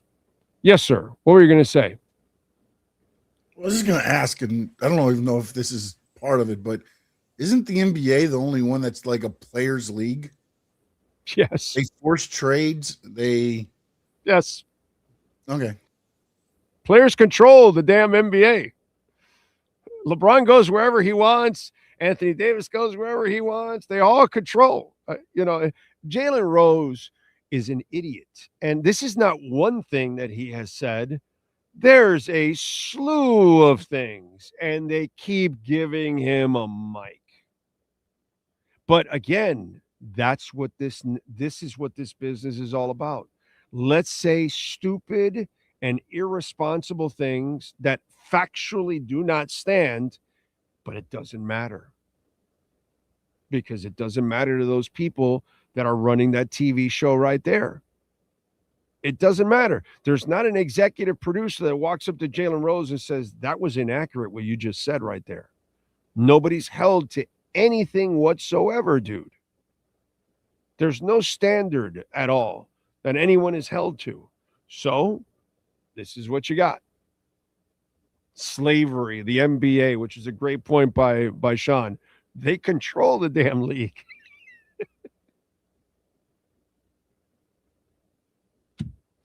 It's like, you know, it's the dumbest shit that, but again, nobody points it out, you know. It's kind of like, it's just stuff that you see and you're like, you're just a moron, dude. That's all. And the worst part is the Fat Joes of the world walk away with, oh, wow, I'm so stupid and dense. I'll just believe anything he says. And that'll be facts. And I'll just walk away with these new facts in my head. So now we know Fat Joe has got a lot of useless information in his head. Thanks to Jalen Rose.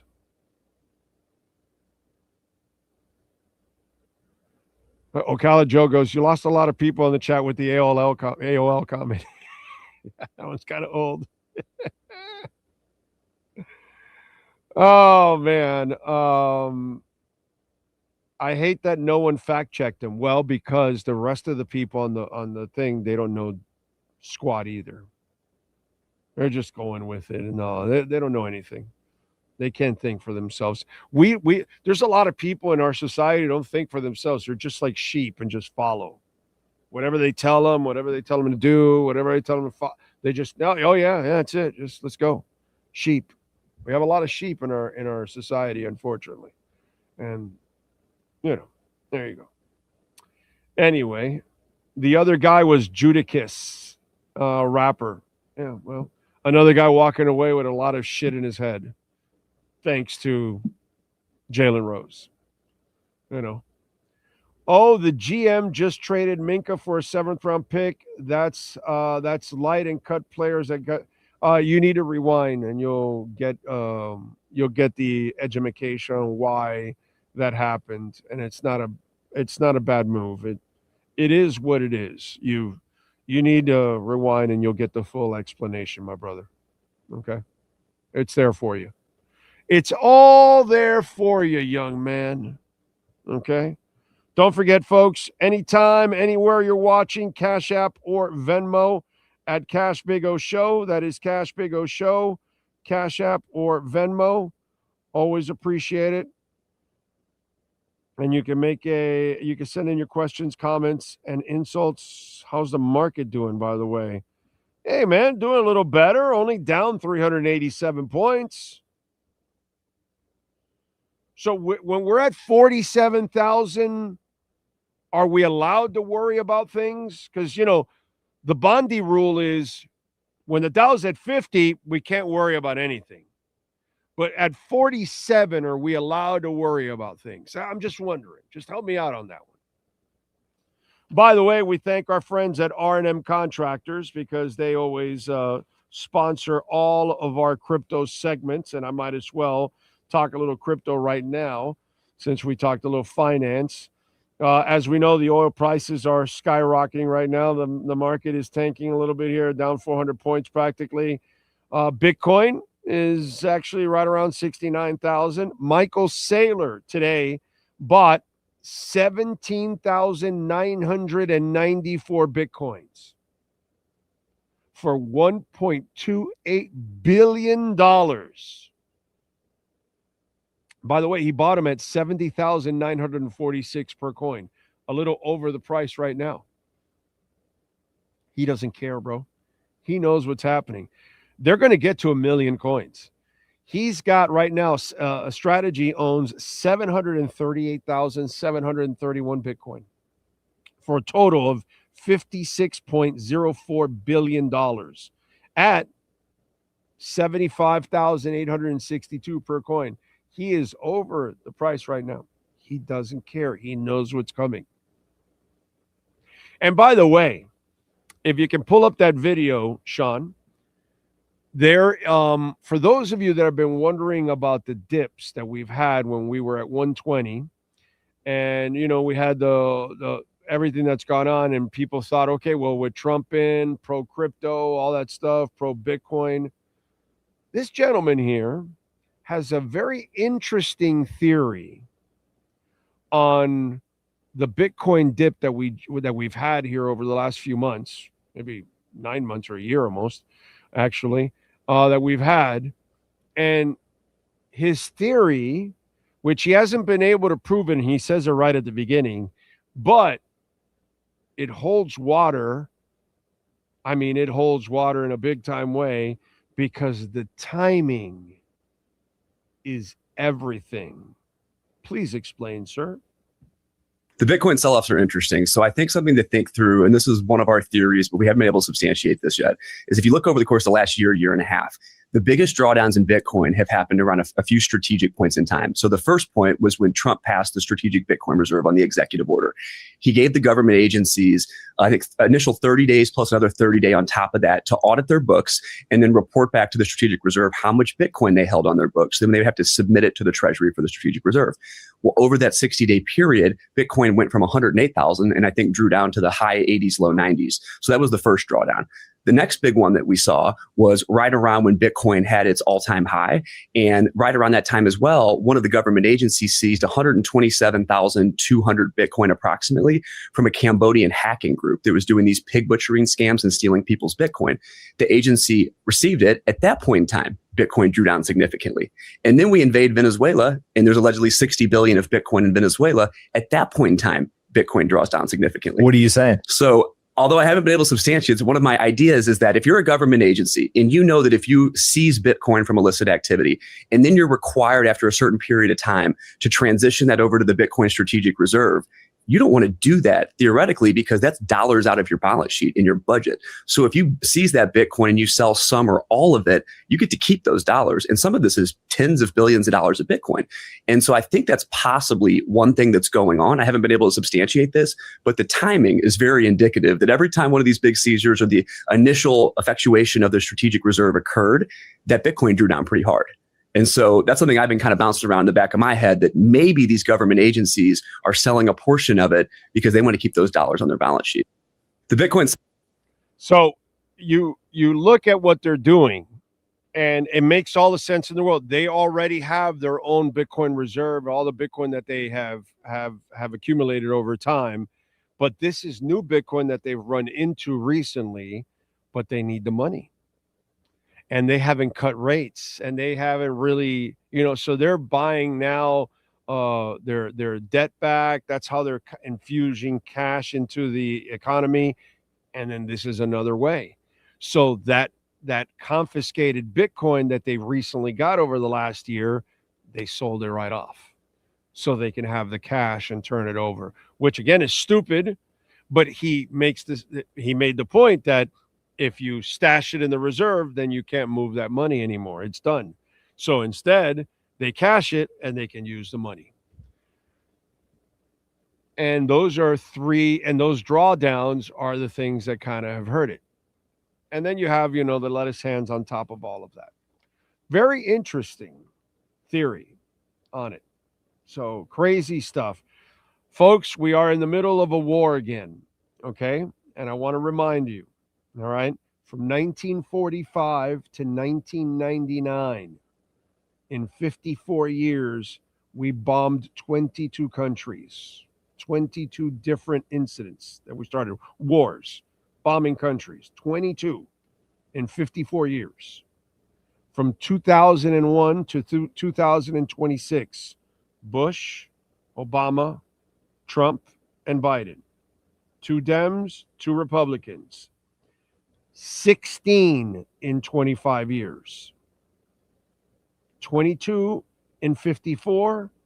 Now it's 16 in 25. More and more it's happened. Okay. And that's all 4 presidents. And all 4 presidents have added $32.6 trillion to our debt since 2001. We have a $38.8 trillion debt.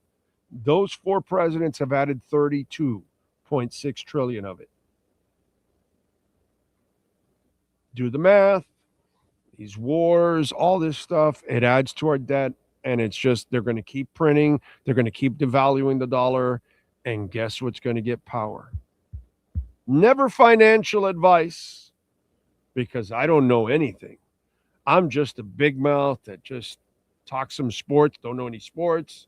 Don't know music, don't know Bitcoin, don't know anything. Don't know anything. But I'm just saying, just giving it to you. By the way, the war is costing us $1 billion I'm sorry, wait a minute. $1 billion a day. Okay.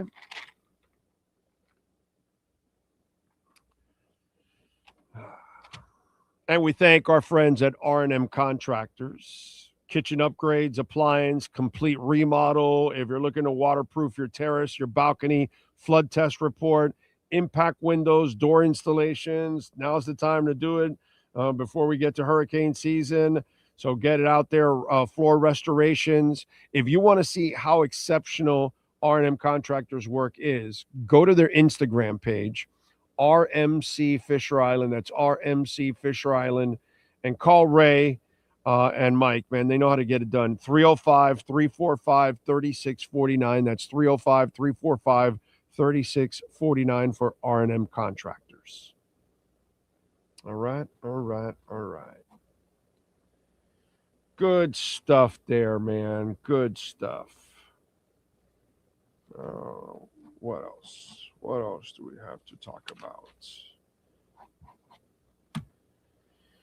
What do we got here?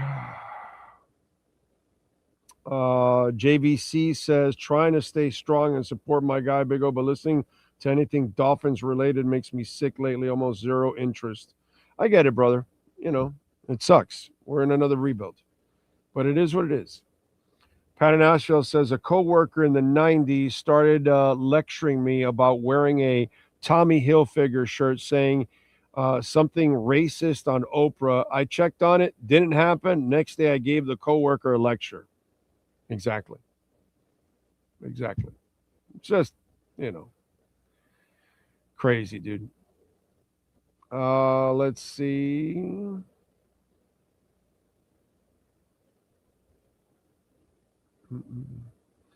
Wasn't that Big O's take all these years? I don't know. What was my take all these years? Don't know what that means. In her defense, it was a shitty shirt choice.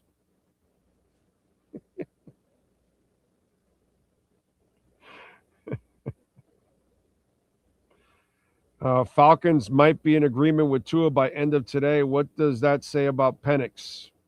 Renee, were you not listening to this show 2 months ago? Isn't that funny? How many people are talking about Tua and Atlanta now? Like 2 months after I discussed it.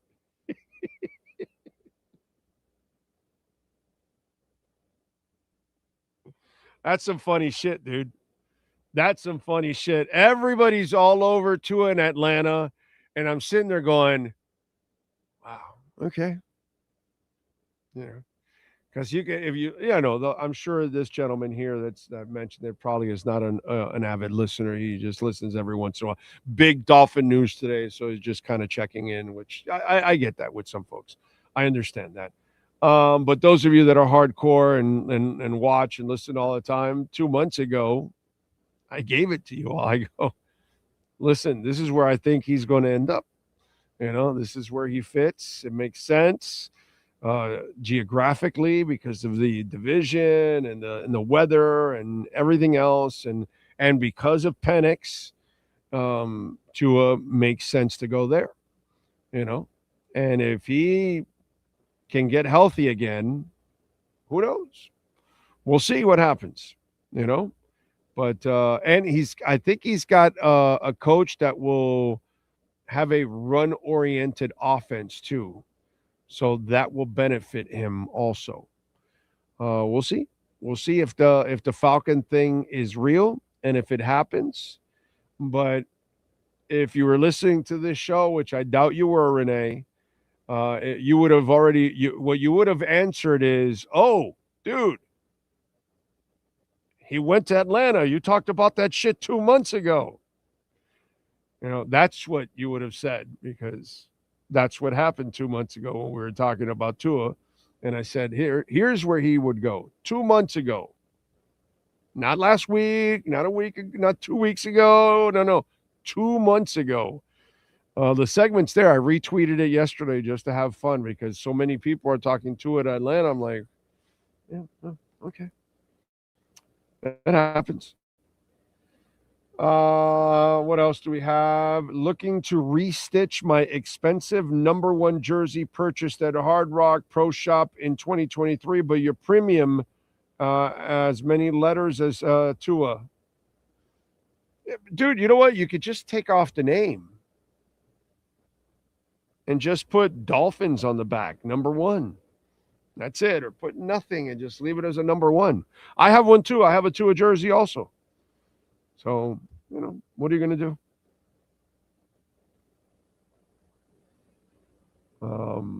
I'm going to be rooting for him, by the way. I will be hoping that he finds his way. Will it happen? If he can get healthy, he's got a chance.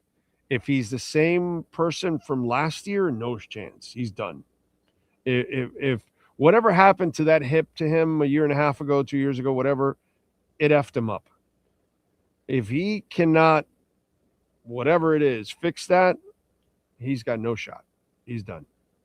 So we'll see. We'll see. But I'll be rooting for him, So, Big O, do you think a team will pick up Tua with the intentions of him being a starter? Yes, of course they will. Of course. Whoever signs him is going to sign him to a team that doesn't have a great starter, has a question about the starter, so he's going to get a chance at one point or another. And if I'm Tua, I'm only signing with teams that have a questionable quarterback or no quarterback. I'm not going to go sign somewhere where you have a starting quarterback and I'm just going to be the backup. I'm going to try to prove myself. And Tua's crazy ass. He's going to want to prove himself. So, yeah. Will it work? I don't know. We'll see. We'll see. Renee says, I am an avid listener and I'm a Steelers fan. You had it first on Atlanta. I want to know more on your take on Penix. Like I said then, and I'll say it now. He's a sack of injuries.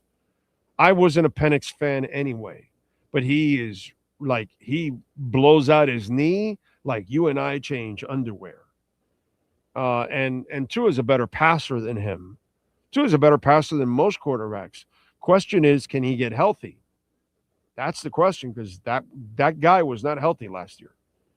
That guy, there was something wrong with that guy. He was done last year. If he cannot fix his body, the Tua from last year is not a Tua that can play in the NFL. Backup or nothing, dude.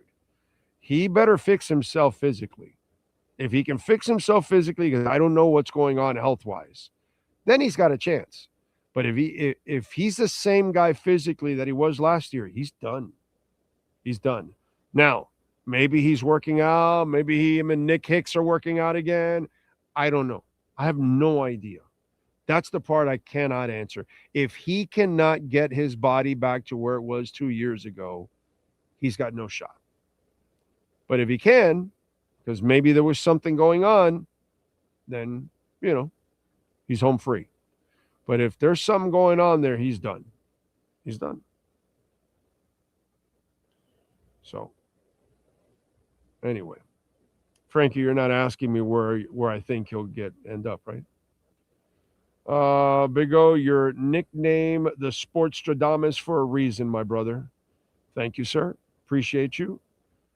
We'll see. We'll see if the Sportstradamus strikes again with Tua going to Atlanta. And by the way, Tua outright release. We kept telling you that there was going to be no keeping of Tua or anything like that. But he will go. He will go. Let's see what else. Those two will fight over training room tables. Probably shall be. That's a good line. I like that. I like that. I like that. By the way, on the entertainment side, Jessica Alba and Joe Burrow playing blackjack, 2 a.m. in Vegas. Supposedly they're not a couple. It was just kind of a coinkydink.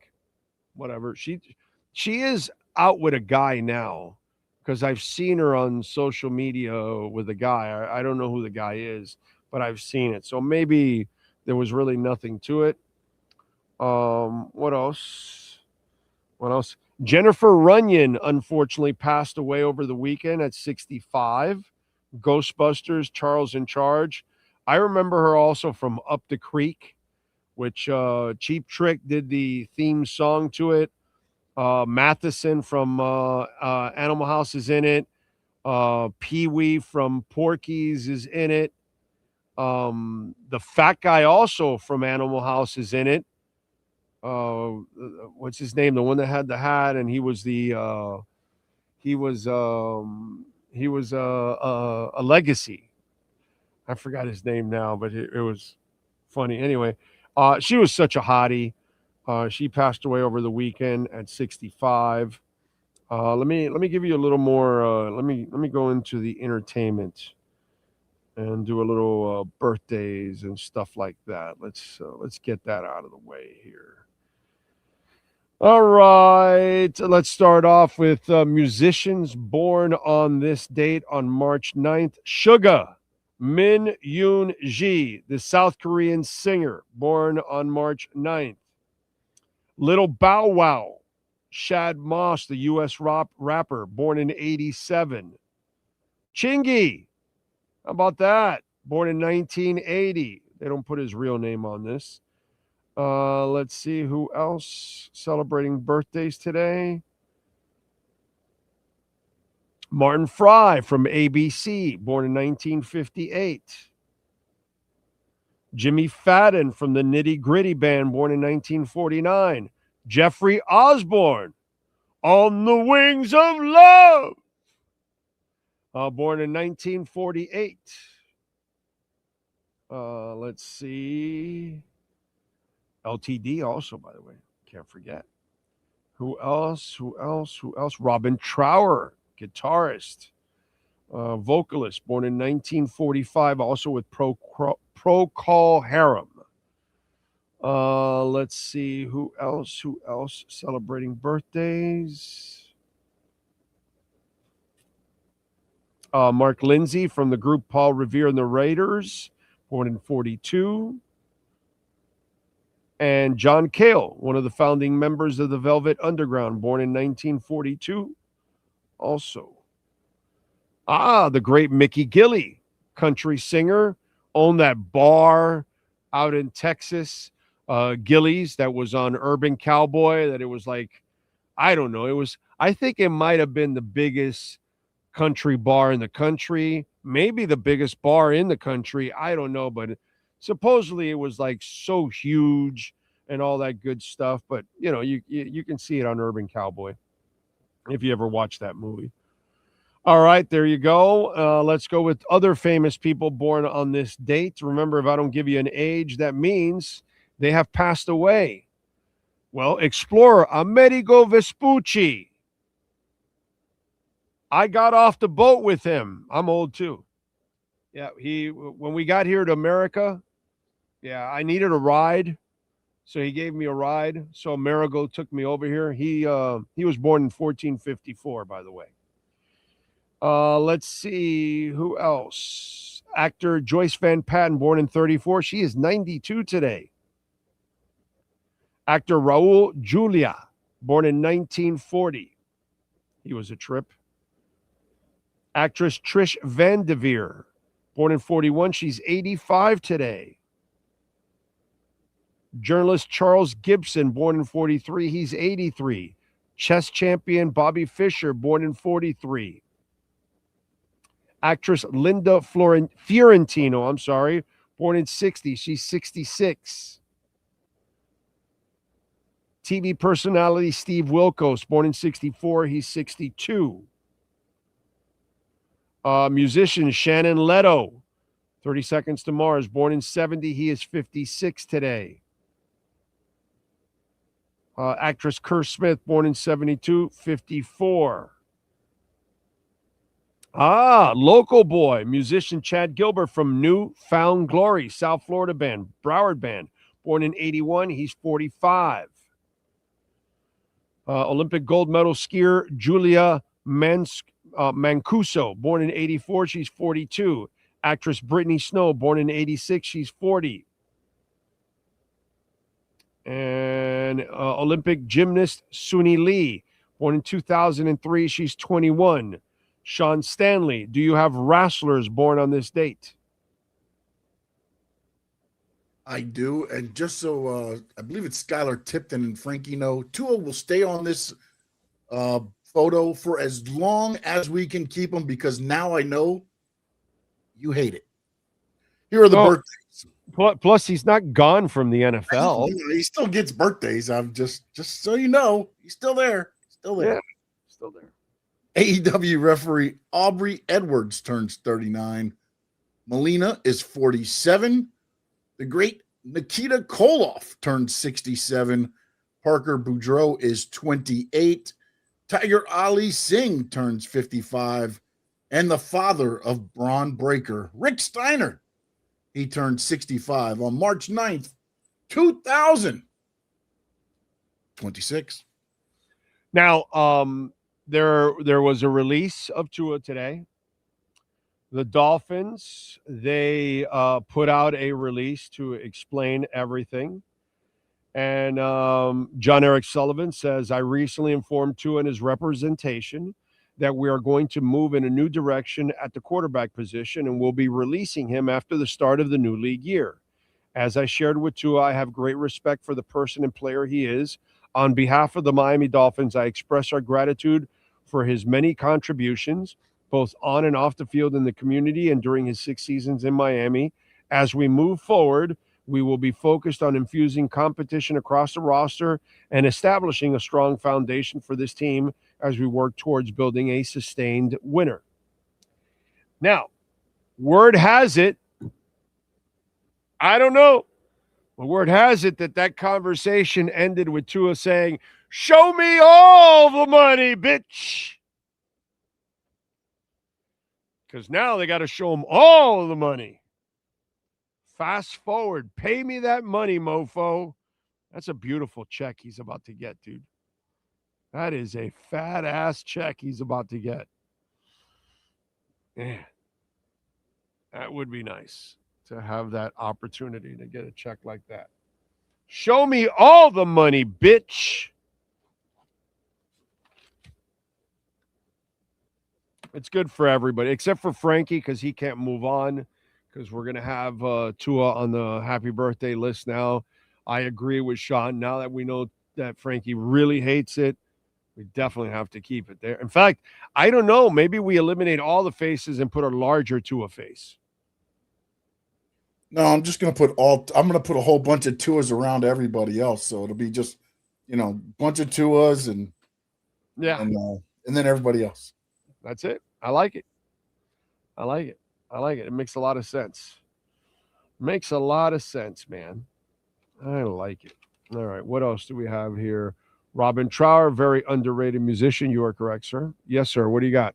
Real quick, in the words of the great Y2J, Chris Greer has now made the list, and he will be added to the birthdays video. Birthdays photo. Yes. I think that's a good one right there. Yeah. Chris Greer. That everybody would love that one. Oh yeah. All right, keep naming, guys. We'll add them all. We'll get it. Big O, what's your thoughts on who will be the team's QB in 2026? Do we roll with Ewers? And maybe you haven't listened. I think they'll have Ewers. They'll get a kid in the third day, and they're going to sign some kind of veteran. Joe Flacco, Garoppolo, Geno Smith, Andy Dalton, whatever, dude. Some kind of scrubberini to get by for the year. Quarterback is not a priority at all this year. There's no priority whatsoever for a quarterback. You're just going to get by with whatever you get by. That's what I think is going to happen. I don't think they're going to even go crazy about the veteran that they bring in. Like, they're not going to get into some bidding war with somebody. They're going to sign a dude that's had a couple starts, whatever it is. I don't care if it's the porn stash. He might be under contract, but whatever. Doesn't matter to me.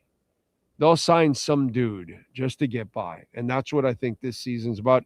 If I'm reading Jon-Eric Sullivan correctly, there'll be no Malik Willis, and they're not going to go crazy about signing some veteran. They'll get a veteran because you got to bring in a veteran, and then they'll draft a young guy. And those two young guys, him and Ewers, will battle to be a backup quarterback. There's no competition to be a starter because nobody will be a starter on this team. So that's what's going to happen. At least that's the way I see it. What else do we have here on the chat board? Let's see. Big O connected the dots with Tua to the Falcons long ago. Thank you, sir. Travis Kelce is back for his 14th season. Now the question is, will Tyreek officially go back to Kansas City? I don't know, and I don't really care. I don't think so, by the way.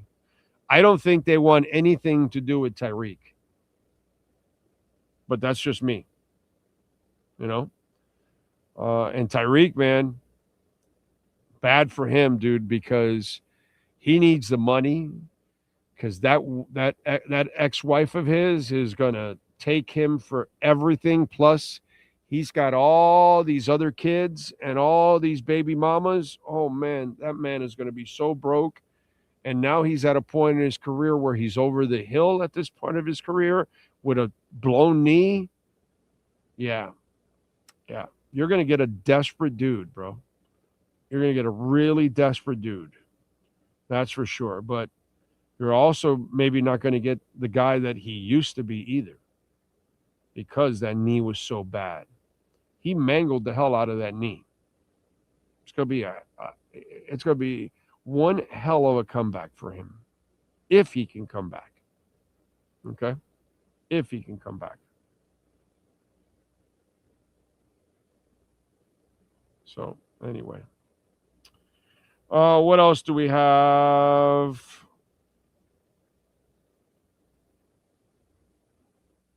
Let's see. Trying to go through some of the old ones, see if there's anything there. Hollywood and QM crying about Minka trade and talking about Willis. Oh, he wants Willis?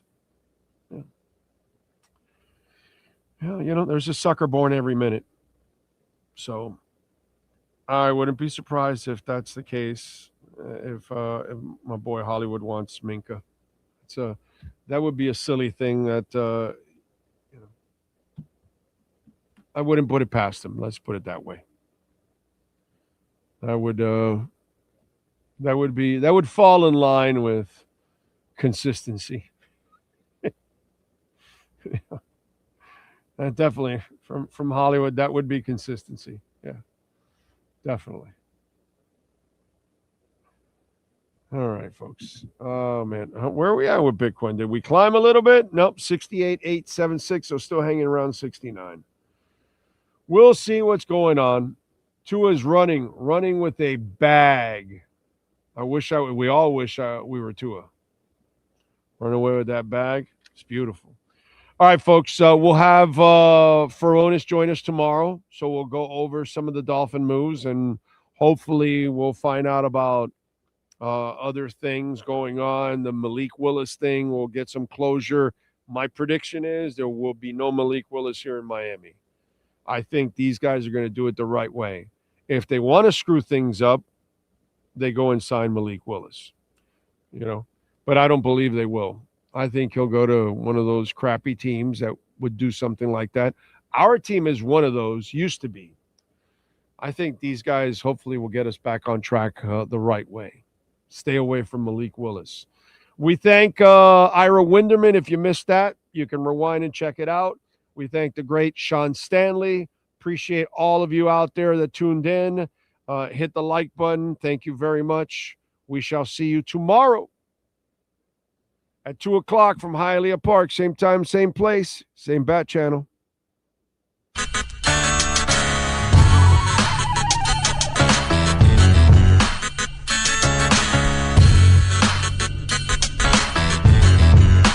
This is the Big O Show. This is the Big O Show. This is the Big O Show.